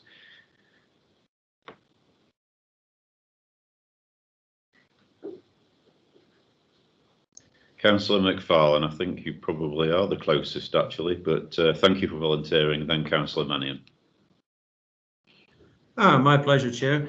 Yes, I am. The parking site is a big situation to me.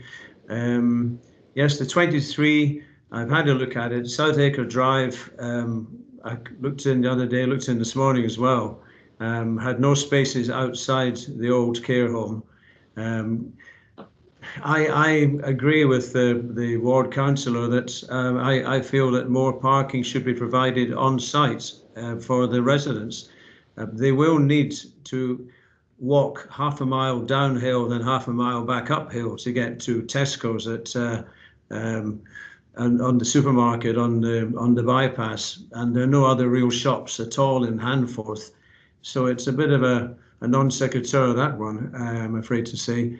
And I think people that would be attracted to these flats from the sprightly, elderly people outside, but very active looking, they'd be looking to use their cars, and I wouldn't see why not. I would, if I went to a place like that, I want to have a car as long as I could drive it.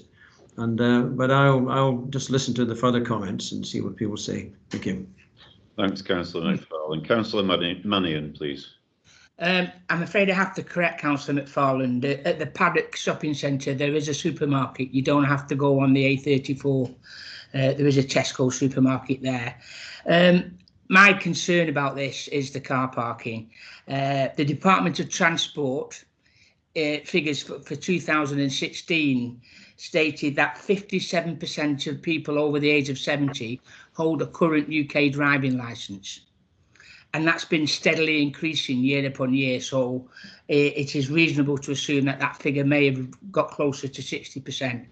Therefore, whereas our parking standards are, I'd like to think, our minimum, our guideline standards, this is quite a long way short of that. And given the lack of public transport, which has been pointed out at the moment, I would say, I'm struggling to support this application on parking grounds because I am familiar with how difficult it is to find somewhere to park in Handforth when you visit there. And I'll listen to the rest of the debate. Thank you, Chair. Thank you, Councillor Mannion. Councillor Puddicombe, please. Yeah, well, thank you. Turning away from car parking for a moment, I was pleased to hear Donna Barber's comments as a supporter about how some local residents would wish Handforth to be able to grasp this opportunity for growth. So I do think we need to support that, but you can't get away from the car parking, unfortunately. The agent for the applicant said the average age was 80 and living alone, and that may well be the case. A number of them will use mobility scooters, so whilst I appreciate it isn't a standard at the moment, maybe we should have standards for the storage of mobility scooters.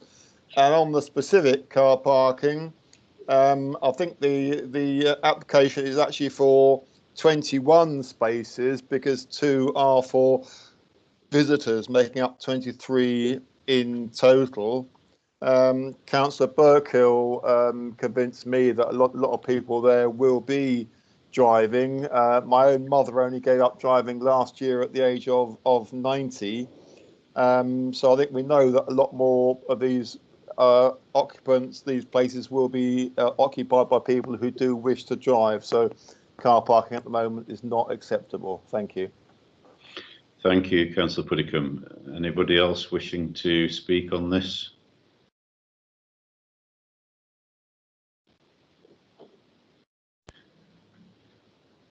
Okay, I have some views of my own. Oh, sorry, Councillor Harewood, I'll come to you first and then I'll share my views perhaps. Councillor Harewood.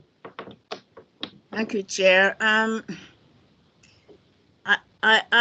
While I support the development, I am sure car parking will be a big issue there with it. I'm reluctant. I would like on one hand to support a new development for a place that no longer exists, but I don't believe the car parking is enough. And I don't know that we are in any position, even with the transport report that I just heard, to tell people when they drive or not. I don't think that's in our gift, to start deciding who drives and who doesn't, or who shouldn't, or when, and that sort of thing. I do really believe that the parking is against this development that I may have supported. Thank you. Thank you, Councillor Harewood.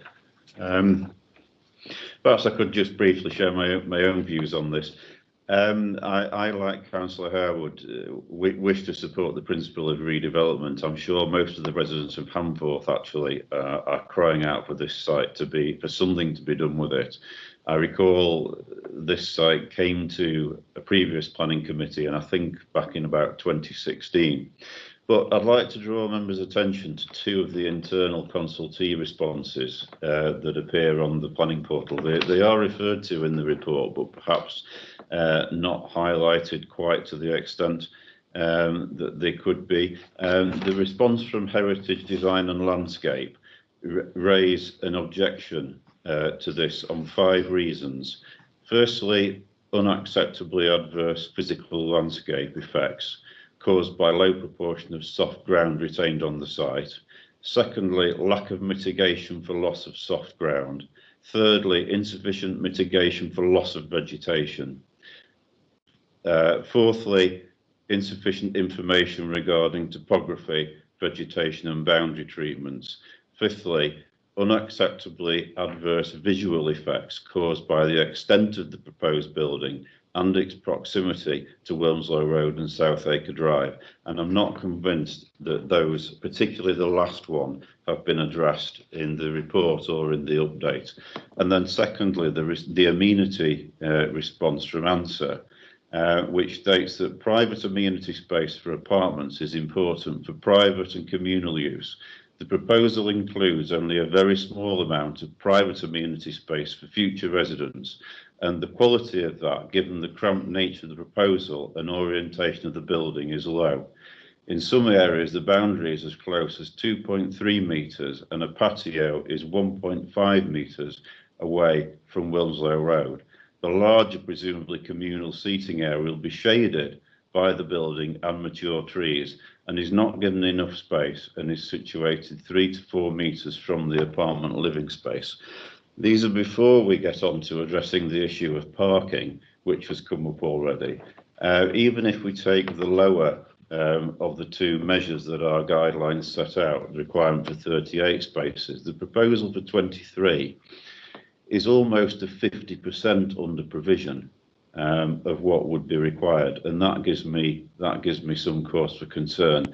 There's been a discussion around where the local supermarket provision is. Councillor Mannion's right. There's a Tesco in the paddock in the middle of Hamforth. I think it's a Tesco local actually. I play badminton. I'm reasonably active. I think I would probably struggle to walk to that Tesco from this site within 5 minutes. I might manage it if I jogged. And that's before we've got onto the issue of the affordable housing provision as well. So where I'm coming from, as things stand at the minute, there are just too many reasons going against this particular proposal.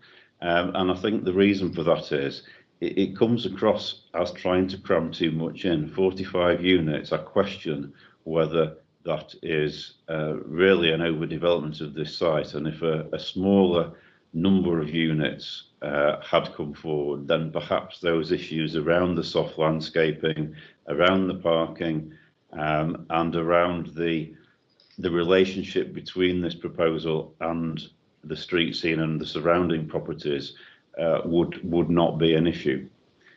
Anyway, I've said quite a lot there, so I'm aware that Councillor Mannion wishes to speak also. Well, you convinced me, Chair.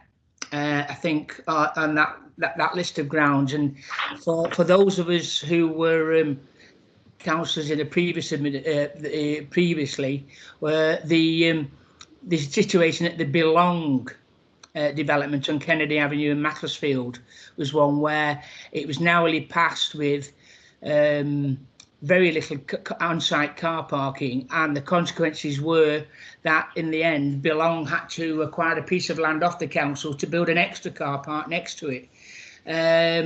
So I'm satisfied that I think this application isn't, and I do this very rarely, I think I would propose that we refuse this application, and on the amenity grounds, on car parking grounds, as was outlined quite very well by Councillor Brown in the previous speech.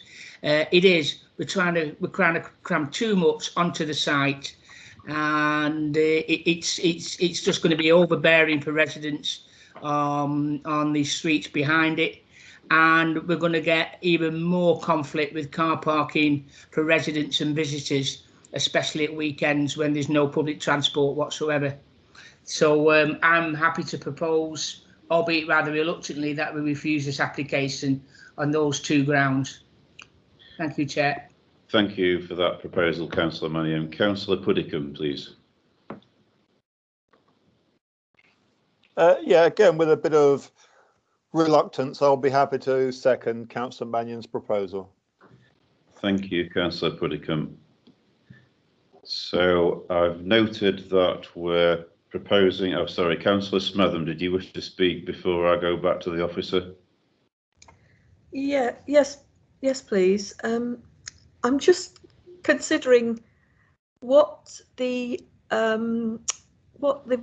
residents we're looking at that would be occupying these properties, and I guess it could be towards the affordable end of the scale. But that's just something I thought we ought to be considering. Yep, thank you, Councillor Smetham. No further contributions at this point. Okay, so it's been proposed by Councillor Mannion and seconded by Councillor Puddicombe for refusal on grounds of amenity, residential amenity, and inadequate provision of parking. Mr. Wakefield, before we take a vote, is there anything you wish to add? If I may, Chairman, yes, please, thank you. Yeah, so just on the car parking, I think I understand members' concerns completely. I just want to make sure that you're aware of the particular circumstances of this. The report acknowledges that there is a shortfall, and how his officers acknowledge there's a shortfall from the standards that we've got. But as members will be aware, our parking standards do allow provision for variation to those standards in certain circumstances where other evidence can be presented, such as tricks data or other local evidence from similar properties, similar developments, sorry, that sort of thing. Now that's what the applicant has sought to do with reference to their other developments.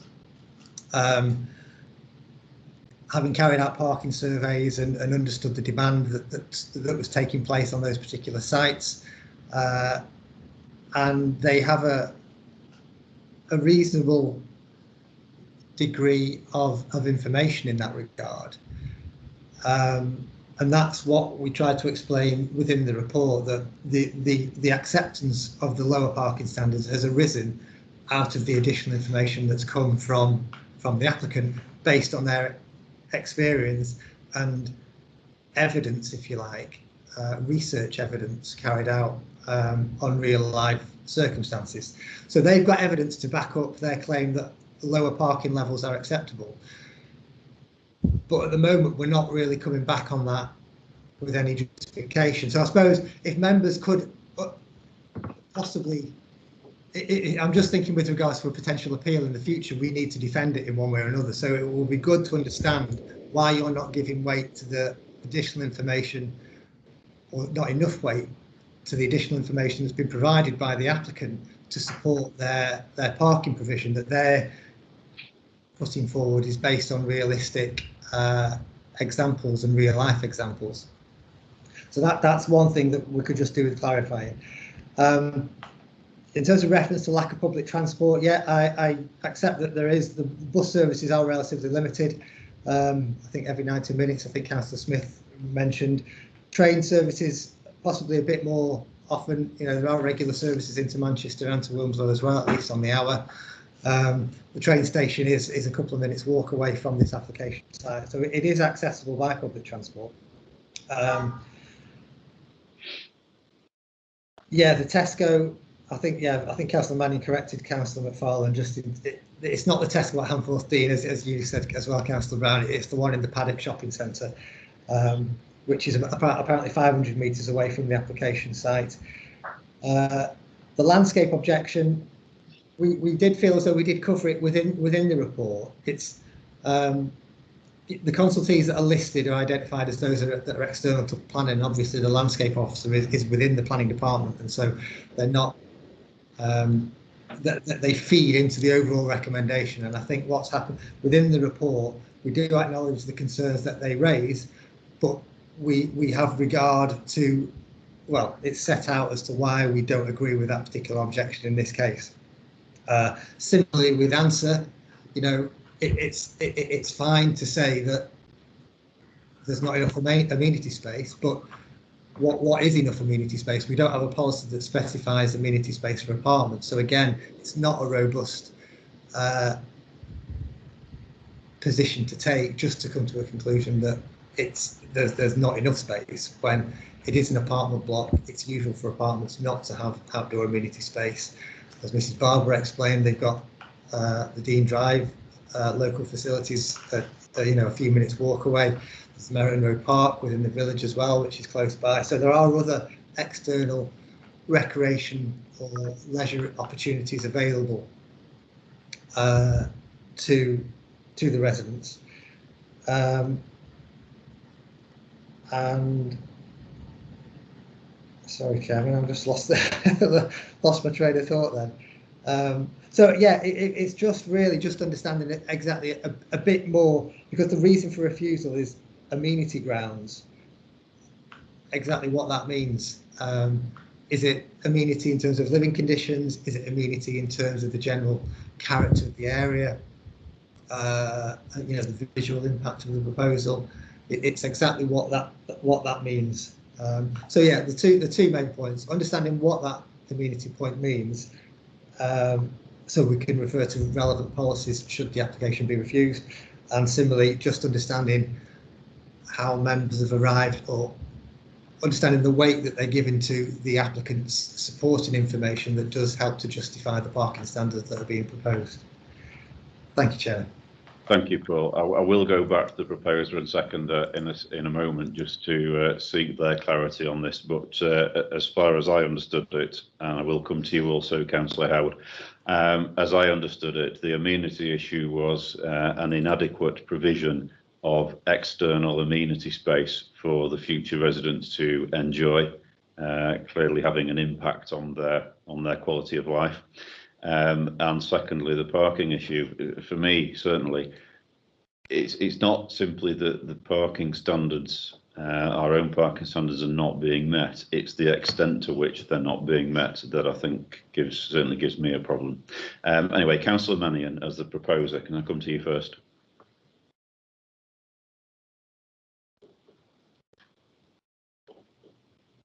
Chair. Sorry, I remuted myself by accident. I can't really add to what you've just outlined. Basically, it's the amenity afforded for residents. The applicant can't have it both ways by saying people are not going to own cars, and then not provide them with any decent amenities around the built environment. So they can't have it both ways. And also, again, as you say, we're way short of the minimum parking standard, and that is a minimum. It's not an average. It's not a target. It's what they should seek to reach and exceed. So we're both on the amenity issues for residents and for the car parking for residents and visitors. We're a long way short of what we'd expect to see in a quality development in Cheshire East in 2020. So that's my justification for including those reasons for refusal. Thank you, Councillor Manning. Councillor Puddicombe, do you wish to add anything? No, nothing further to add to what you said and Councillor Mannion said. Thank you, Councillor Puddicombe. So Councillor Howard and then Councillor Smetham.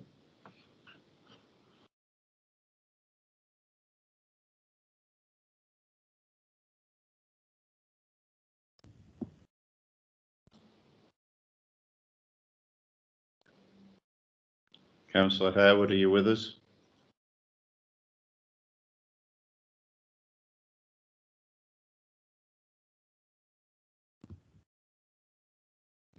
I'll try Councillor Smetham and come back to you, Councillor Howard. Councillor Smetham, please. Thanks. Yeah, as this discussion has been evolving, I've been thinking about people that I've known living in older persons living accommodation. And many times it's been a very small care home with just one room available, or maybe a small flat without any living space. And the other thing I was thinking about was travel, and how our lives have changed so much just recently, and how little travel we're doing, especially we older folk. And when we consider the cost of a vehicle, a taxi every so often is probably much more economical. So I'm just wondering, really, if we're doing the right thing for the future here. And it's quite a nice little development, isn't it? When you consider the outdoor space and the central amenity space and the greenery around it. So I'm struggling a bit with this one, actually, I have to say. Thank you. Thank you, Councillor Smitham. I think they are very valid considerations for us to take into account. Councillor Harewood, please. Thank you, Chair. I was struggling. One of the things the officer said is the way people live. I do not believe that we can make choices for people who are over the age of 55 by just saying, this is the way people live. I don't know that anybody really knows the way people live to make a decision. I would welcome this development. I cannot welcome it on just that small number of parking places. It gives no choices for life and living and growing and well-being, no matter how old you are, you know? It gives you no choices. And I don't believe that 21 spaces for that number of apartments is adequate. Otherwise, I'd love the development. Thank you. Thank you, Councillor Harewood. I'll take Councillor Sally Holland and then we will move to the vote. Thank you. Yes, thank you, Chair. Well, I've been looking at these apartments, and I think it's a great development, and exactly on the site it should be on, you know, a former care home. So I think the location is great. When I consider one that we refused some time ago, which was to demolish two rather grand houses and put, you know, I know we're not discussing that, but you have to think of it in context. It is the same area, it was Handforth. I think this is far more in sync with the area. And I do agree with Councillor Smetham that maybe we're not thinking outside the box a bit here. We should be trying to reduce car journeys, really.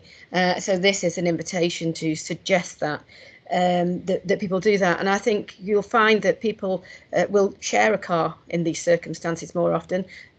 So far less car journeys are going to be taking, far less car parking spaces, quite possibly.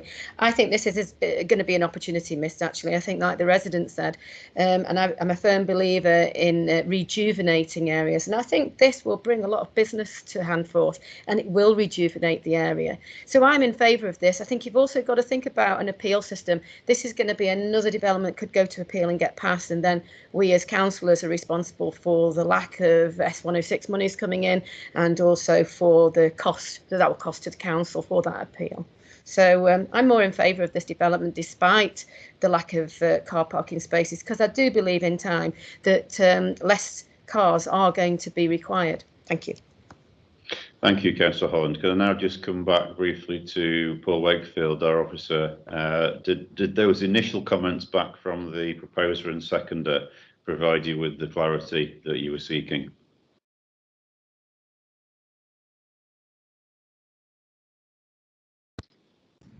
Sorry, Chairman. Not entirely, I've got to be honest. I think it's just that we're making statements like inadequate external amenity space when we've not got what is inadequate. We need to know what's adequate with that to be able to say what is inadequate, if that makes sense. Again, it's just understanding what would be acceptable or what extent of I'm thinking members must have an idea of what would be acceptable. As we've said in the report, it's an apartment building, so it's not unusual for the external amenity space to be quite limited, which is fine. But it's just that particular terminology that's been used, stating that it's inadequate. Given, as we've heard from the local, from Mrs. Barber about the local park being a couple of minutes walk away, so there are other options available to them. Is there a better way of framing?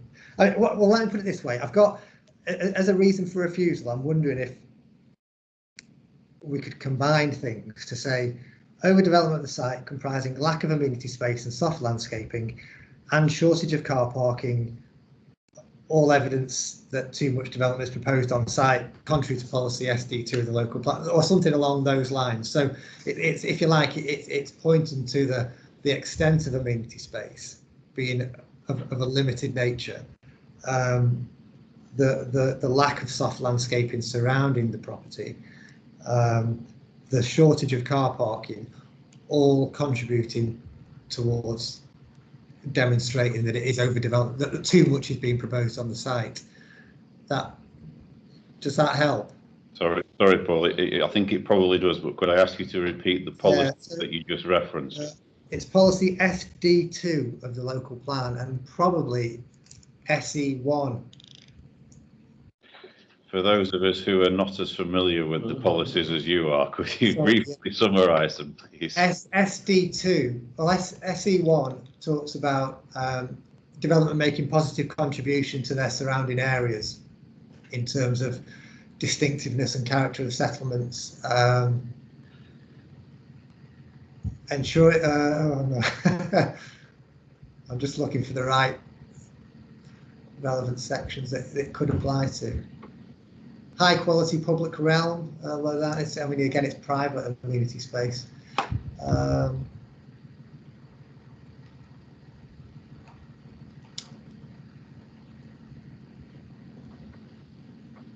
Yeah, appropriate level of privacy for new and existing residential properties, appropriate external storage, high quality. No, sorry, that's not relevant. No, possibly not SE1 then. SD2, I think is more relevant, which is just about sustainable development principles and takes in design. I can just pull that up. SD2.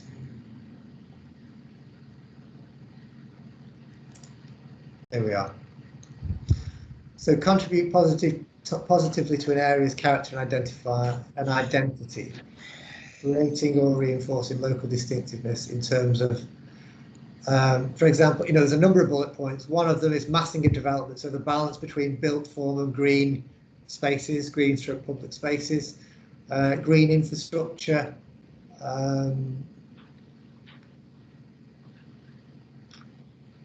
height, scale, form and grouping, respect and where possible, enhance the landscape character of the area. So there are elements, that's policy SD2, so there's a number of elements there that would, on my understanding of what you're saying, would apply to the concerns that you're raising. Also make reference to the parking standards within the local plan. But like I said, what we haven't really done is just addressed head on the comments or the evidence from the applicant, but I think you said it's the extent of the shortage, isn't it, from the local parking standards that is the concern. Certainly from my point of view, it's not sort of, we're looking to provide 34, 35 spaces and the policy guidance says it needs to be 38. If it was 2 or 3, 4 spaces difference like that, members may feel different. That's my interpretation. It's the extent of the under provision that I sense is causing members the discomfort. Okay, so as I say, I think collectively you could combine all those into the one reason for refusal that talks about overdevelopment, lack of amenity space, lack of soft landscaping, shortage of car parking, and all that serves to demonstrate that it's an overdevelopment of the site, effectively, contrary to SD2 the local plan strategy. And there may even be a policy in the Handforth neighbourhood plan, but off the top of my head, because there is a design policy, H11, I think it is. I've not got the wording in front of me, but that also might be relevant. It wasn't referenced by the public speakers by either of the ward councillors, so it would probably be quite difficult for us to try and introduce it now. Not necessarily, because I think it's obviously it's listed within the report as a relevant policy. And similarly, the public speakers tended to talk about the car parking as opposed to the overdevelopment as such, and the particular conflict with policies that you're identifying now. So it's not unheard of. If you just, I have got it here. If you just bear with me one moment. No. Oh, there it is. Sorry. It's policy H11. I think it is important to reference the neighbourhood plan if we can, I think. I'll tell you what, Chairman, is it possible, as I said, that's my understanding. Clearly that needs to be agreed with the mover and seconder. If you want, can I suggest that you go to them first while I just check the neighbourhood plan in the meantime? Yes, I'm happy to do that. Also, I'll probably need to check with officers that we've made an accurate record of the reasons you've just gone through, because I haven't. Okay, thank you. Thank you. So I will just go back to Councillor Mannion first as a proposer. Are you happy with what's just being suggested?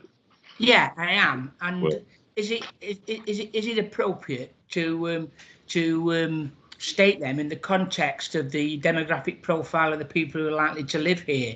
You know, we're not talking about a student hall of residence or a travel lodge on a busy dual carriageway. We're talking about accommodation where their residents are likely to spend a higher proportion of their waking time in and around their homes, and therefore the standards for the amenities around the building we should be therefore expecting higher. Is there anything in our design guide that would be worth alluding to with regard to that? Because again, I've seen some of these developments and they literally are warehouses surrounded by a green fringe. And we should aspire for better than that.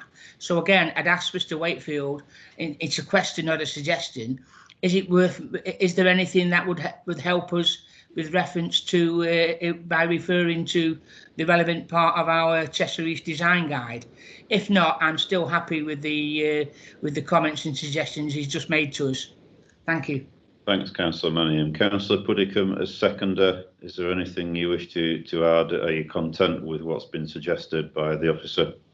I'm content with Mr. Wakefield's comments. Thank you.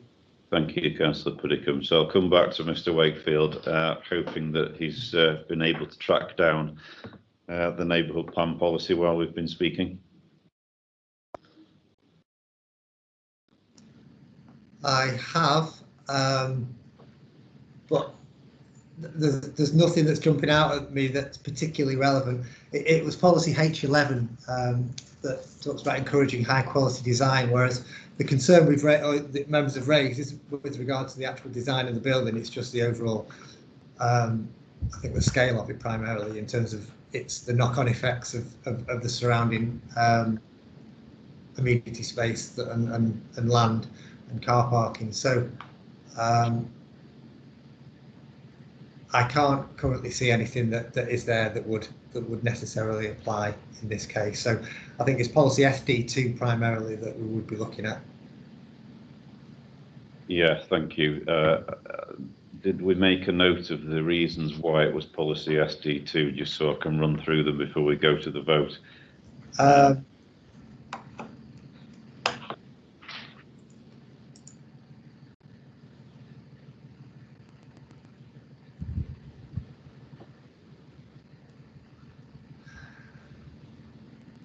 Yeah, the thing is, these policies are quite wordy. So, I mean, this one stretches over two pages, the actual policy wording. So, primarily, I mean, policy SD2 is a sustainable development principles policy, so it expects all development to adhere to these particular criteria, and it talks about contributing positively to an area's character. And I think the key, the key points that we picked out before were about the balance between built form and green public spaces, green infrastructure, respect and where possible enhance the landscape character of the site.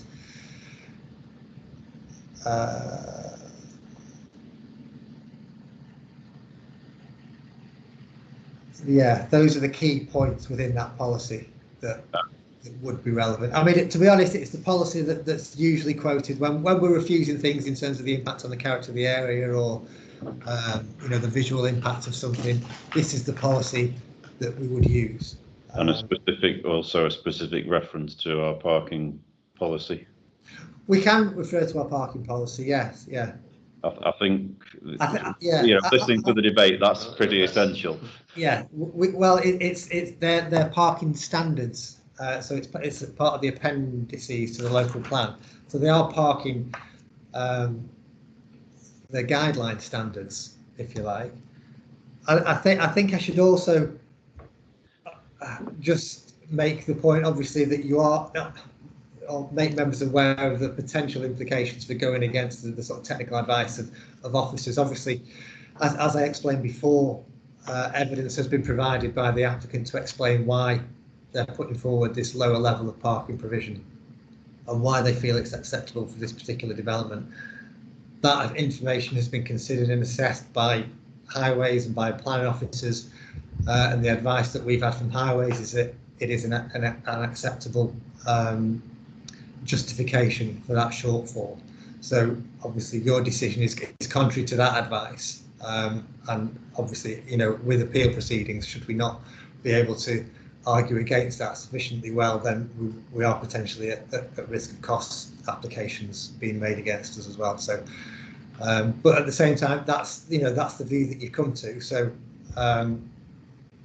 we are where we are, and I just felt it my duty to explain that to you. I know you're aware, Chairman, but just for any other more newer members of the committee, I suppose. Sure.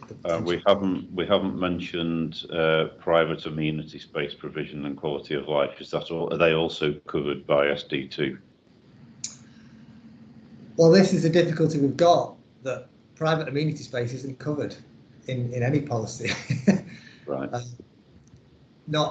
It's yeah. So that's a potential issue. As we say, the lack of that space leading into the fact that it represented an overdevelopment of the site. So basically, the development is too big for the site. Is one way that we could get into that, but without specific reference to amenity space policies, because we don't have we don't have guidance on the size of outdoor amenity space. Yeah. Okay, thank you. I'm going to take the vote, but I understand our planning solicitor Nikki Folan wishes to come in before I do that. Thank you, Chairman. It was just to confirm that my understanding now is that there's only one reason for refusal being proposed. So there's not a standalone lack of parking reason for refusal. It's purely it's one reason relating to overdevelopment, and the lack of the open space, the lack of the soft landscaping, the lack of the parking, considering the demographic profile of the proposed residents, is the evidence of that overdevelopment, and that's where policy SD2 comes in. So my understanding is that there's no separate parking reason for refusal. So it's just to clarify that at the moment. That wasn't my understanding. My understanding was that it was contrary to policy SD2 and the parking standards as set out in the Cheshire East local plan strategy. Can we check that then, please? I'll check that. I'll seek clarity on that with the proposer and seconder, but that was my understanding. Right. Okay. So yeah. So if we could please clarify. I will read the proposed resolution again and ask the proposer and seconder to either give their assent or otherwise. So the proposal is for refusal on grounds that the proposal is contrary to policy SD2 and also contrary to the parking standards set out in the Cheshire East Local Plan Strategy. Councillor Nick Mannion, are you happy, and is that your understanding of what we're voting on? It always has been, yes. Thank you. And Councillor Brian Puddicombe? Fine, Chair, thank you. Okay, so I'd like to now go to the vote, which I will take as usual by roll call. So the proposal is to refuse for the reasons I've just outlined, proposed by Councillor Mannion, seconded by Councillor Puddicombe. Please indicate whether you are for, against or not voting on the proposal of refusal. Councillor Liz Braithwaite, please. For refusal. Thank you, Chair. Thank you. Councillor Sally Holland, please. Yes, thank you, Chair. I'm against refusal. Thank you. Thank you. Councillor Ailif Tarwood, please. I am for refusal. Thank you. Councillor Ian McFarlane, please. Thank you, Chair. For refusal. Thank you. Councillor Nick Mannion, please. I am for refusal. Thank you. Councillor James Nicholas, please. For refusal. Thank you. Councillor Brian Puddicombe, please. For. Thank you. Councillor Leslie Smetham. Against refusal. Thank you. And finally, myself, Councillor Craig Brown, for refusal. So I'll just tot up the numbers. I think that's 7-2. So that is carried for refusal by 7 votes to 2. Thank you very much, members.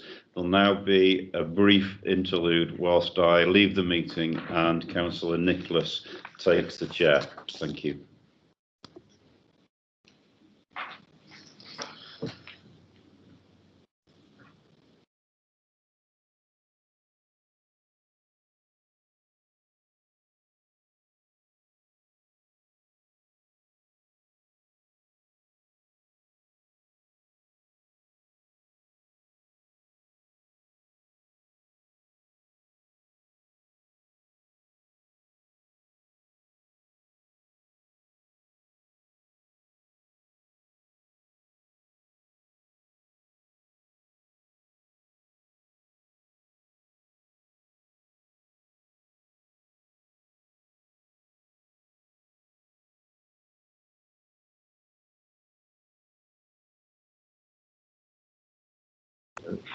Okay, this is just a quick test to make sure I can be heard. You're not on mute, are you, on your laptop?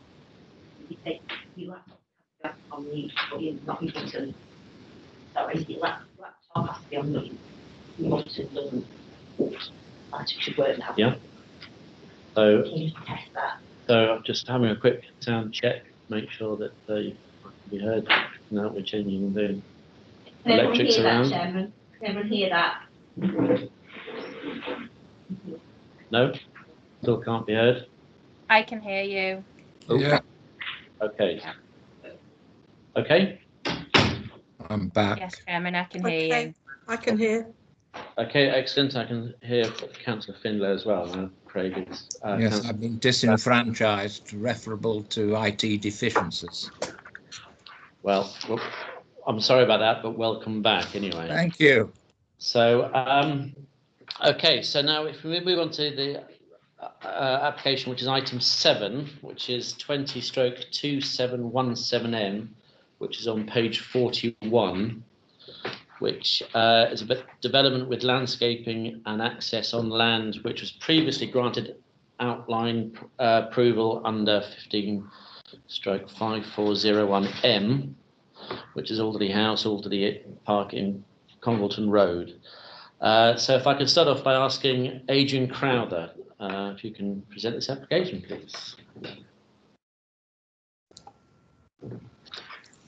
Afternoon, Chair. Afternoon, members.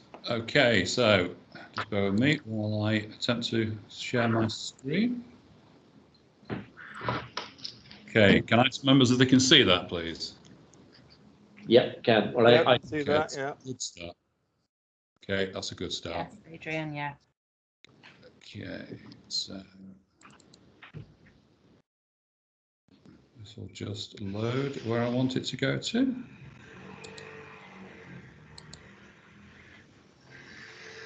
Right, there we go. Okay, members. So this is an application that became before you in February this year. So some of you remember it, and I think a good number of you hopefully went on the site visit.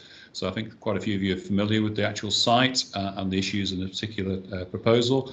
So this in effect is a resubmission of a previously refused application at Alderley Park. So just to try and set some context to the application. So the application site is this area here, and I'll show you an aerial photograph which gives you a better shot of the whole site. So this shows a sort of a number of the development parcels in Alderley Park. So if I can just get the little highlighter pen to highlight, there we go, that's better. Okay, so this is the site of the old Alderley House, which is a fairly substantial, brutally designed 1950s, 60s office building that was demolished some time ago now. But this was the sort of building that previously sat here. And the other part of the site, which sits in this kind of wing, if you like, for want of a better description, was a former car parking site. Just to sort of set the context immediately, we have a housing development immediately to the south. We have another housing development in this area here, which they call the Vale and Serpentine. This one they call Cedar Square, and this one I think is a further development which is called the Ride. This is the A34 for members that are familiar with it. So Monks Heath traffic lights down to the south. There's an access into Alderley Park at this point here. There's the main access into Alderley Park, as I refer to it, off Congleton Road, which sits pretty much where the north sign here is, off to the west.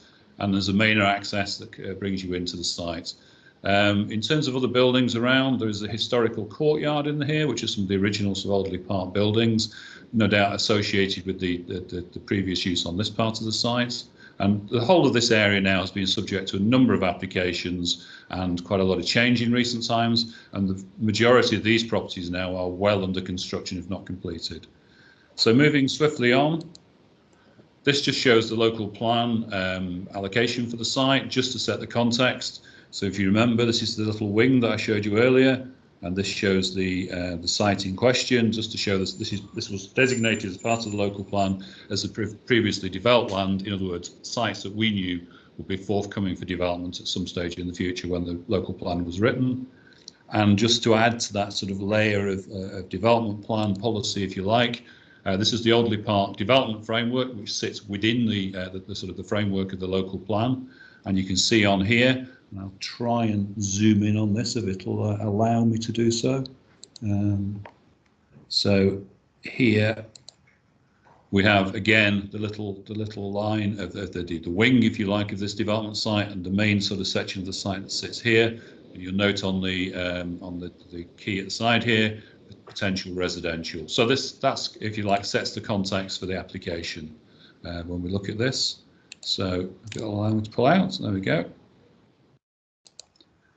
So this is the landscape layout that you've all seen in your packs, and if you like, I'll concentrate on what the main changes are in terms of the scheme for one you saw earlier this year. So this application is for 12 properties. There are 7 on this part of the site, which we call the Alderley Parks part of the site, and there are 5 on what we refer to as the car park. So this is an area currently just used for sort of a contractor's compound, as is this at the moment as we speak. The buildings of note around it, you've got Cedar Square to the rear, and we'll see some photographs of that in a second. So this is a 3-storey sort of townhouse type development immediately to the rear with the access off this sort of access road here. We then have, with reference to a listed building, that's the Tenants Hall, which is this older brick building here, and it's kind of like an offshoot of that. And there's a modern sort of development that's been approved as part of this, of sort of a refurb and site extension to that. And that work is well underway, and it's making it into a pub restaurant development. This again is the main sort of drag into Alderley Park, takes you into Mearside. So you've got the various office buildings and some new developments off in the eastern side of the development. So just in terms of the actual development itself, it consists of a series of individual detached properties. The change from the previous application is, and this is the sort of crux of the matter, if you like. Previously, we had 2 fairly sizable garage blocks, one in this location here, and one in this location here, which sat forward of the building line, which in planning terms is something that we wouldn't normally favour. In addition to that, this building You can see the boundary on this line here, sat pretty tight against the boundary of the site, which is obviously marked by the black line. There's obviously a hedge line now that sits inside that. So effectively what they've done with the building, they've removed the 2 garage blocks, and they've moved they've concertinaed the whole of this block in here. So these gaps now between the properties has been reduced, which has allowed them to move this building now off that boundary, and I measure it something in the region of about 5 metres off that boundary, whereas previously it was in the region of 1.5 metres off that boundary. So you can see it's been moved. Let's say for sort of safety's sake, something in the region of 3 metres off that boundary. So we now have a better relationship in this respect in this side here. So that's if you like is the change. This now reads better as a single unit, as they are tighter in terms of their relationship to each other. So moving swiftly on, this is the revised elevational treatment. As you can see here, we have a string course that runs at sort of eaves level on the first floor that links all of these properties now. And now that these gaps have been reduced, this reads better as a single development. In an ideal world, we'd have liked to have seen this as one development, one coherent unit, but we feel this is a reasonable compromise now. So it reads better as a block as opposed to the individual houses we previously had. Okay, this is the car parking site. So these are smaller scale of buildings. You notice all of these are 2-storey. They have a similar sort of design philosophy, if you like, with the rendered finish, the stucco rendered finish, and the sort of pitch roofs, but they're a smaller scale to reflect the fact this is a sort of subsidiary site, if you like, to the Audley House site.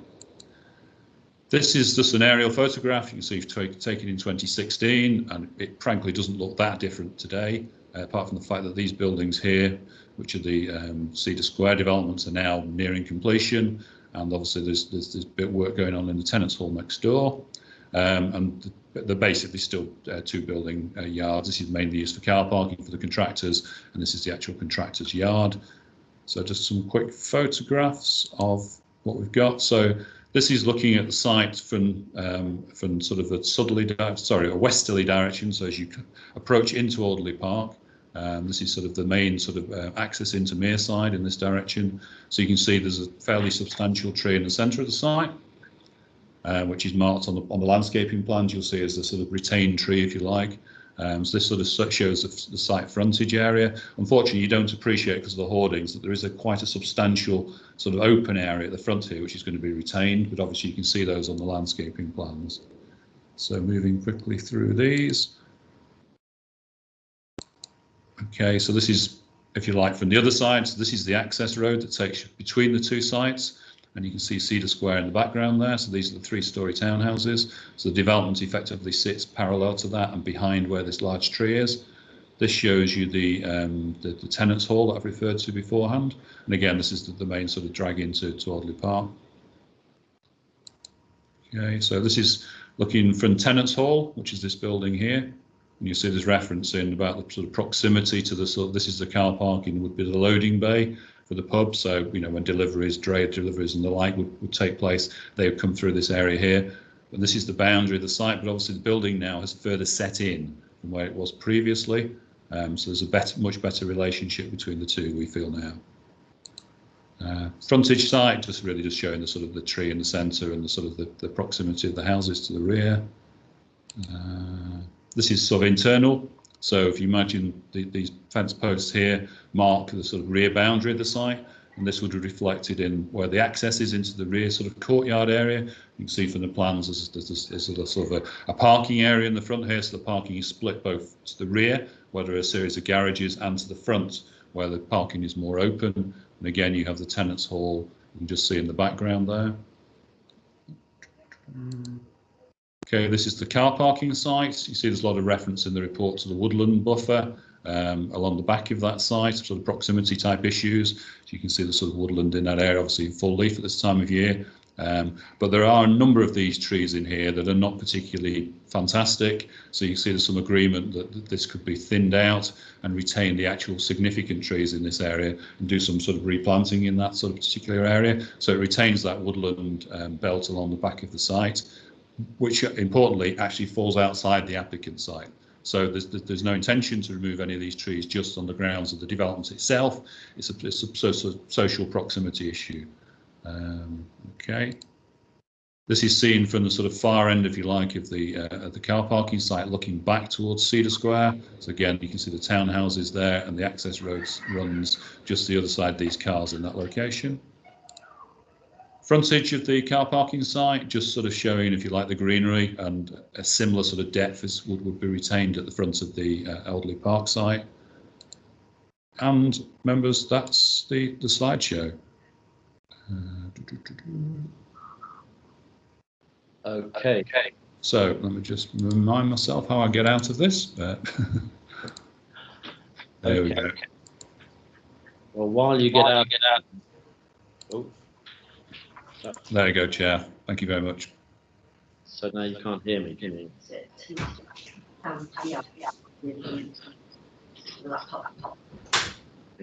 Sorry, just no. That's on. Your laptop completely off, but yeah. That one there? Yeah, so is that on to cross? Yeah, so that should work now. That should work, yeah. Yeah, okay. All right, sorry about that. Okay, thank you very much, Adrian. Now, we don't have any public speakers on this, so if any members would want to ask any questions of planning officers, now is your time. Feel free. If you can obviously mark in the chat box, please. So first, we've got Councillor Smetham. Thanks. Sorry, I can't write in the chat box. I'm just wondering about the discussion on the car parking areas, the 2 car parking areas that were removed from the development. Should or could there be the removal of permitted development sites there to stop any other garages being built, or is that something that's already organised?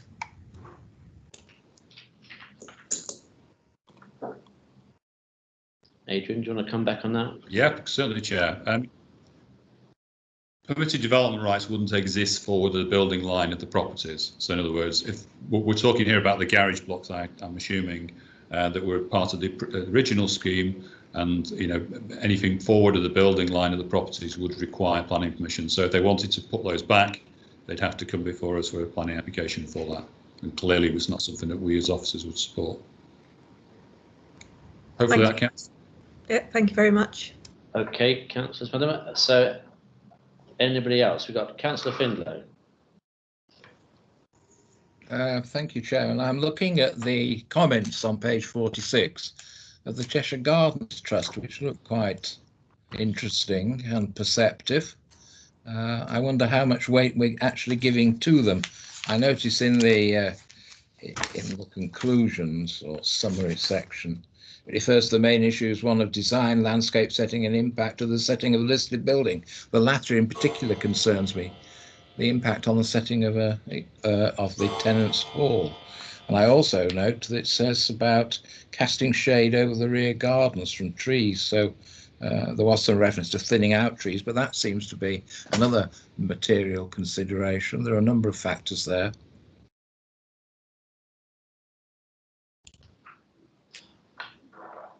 Adrian Crowther, do you want to come back on that? Most certainly, yeah. Dealing with the one by one, if you like. First of all, we talk about the Cheshire Gardens Trust. Their fundamental objection is to the development of the car parking site. So that's what I refer to as the wing on all of those plans. So it's kind of an objection in principle to that part of the site being developed. But as I set out in the slides at the beginning, the way the policy has been formulated is that those sites were previously developed land, and therefore they could be subject to development, subject to on-site characteristics. In other words, the principle of development on those sites has already been established. So whilst I understand where they're coming from in an ideal world, I think it sets that out in the report, it would be nice if these areas went back to greenery, so to speak. We have set out in our policy a presumption that they could be developed, and the second document I refer to, which is the development framework, sets them out as being potentially there for residential development. So the principle, if you like, is established in the local plan context for that. So from our side, whilst yes, you know, in an ideal world, it would go back to some sort of other form of development. So some sort of greenery to add to the sort of the parkland, if you like. We can't object to the principle of that because of the way the policy context is set in that regard, and we don't think we could sustain a refusal on that basis. In terms of the other issues that Councillor Fiddenlow's picked up, so we have the issue about the listed building. So as I referred to earlier, they've moved the building now some 3 metres off that boundary.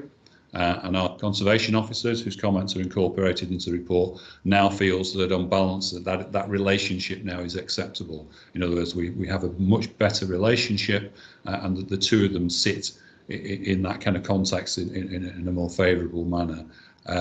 Sorry, Councillor Findle, I think there was a third question. I've not sort of got that one particular one written down. Yes, it was about trees casting shade over rear. Yes, thank you. So this is sort of dealt with in quite a lot of detail in the tree section of the report. So what the tree officer, if you like, concludes is there will be some proximity issues in the future with those properties in that their rear gardens, the gardens to the south, if you like, will lose some light at certain times of the year when the leaves are the trees are in full leaf. However, he's acknowledging that's an issue, but he's not suggesting that it could be refused on those grounds. So that's kind of his take on it. I think that's summarised in the report at the end of the officer's report. Thank you, Chair. Can I ask one other thing, Chairman, with your permission? Please go ahead. On the park site, we have 7 buildings, 2 of which are 3-storey, the rest 2-storey. But why can't they be made, as one of the report's authors suggests, into a single building rather than having these, albeit narrower, gaps? Go ahead, Adrian. Okay. Well, I think I explained in the sort of introduction. Yes, in an ideal world, we would have a single building, but the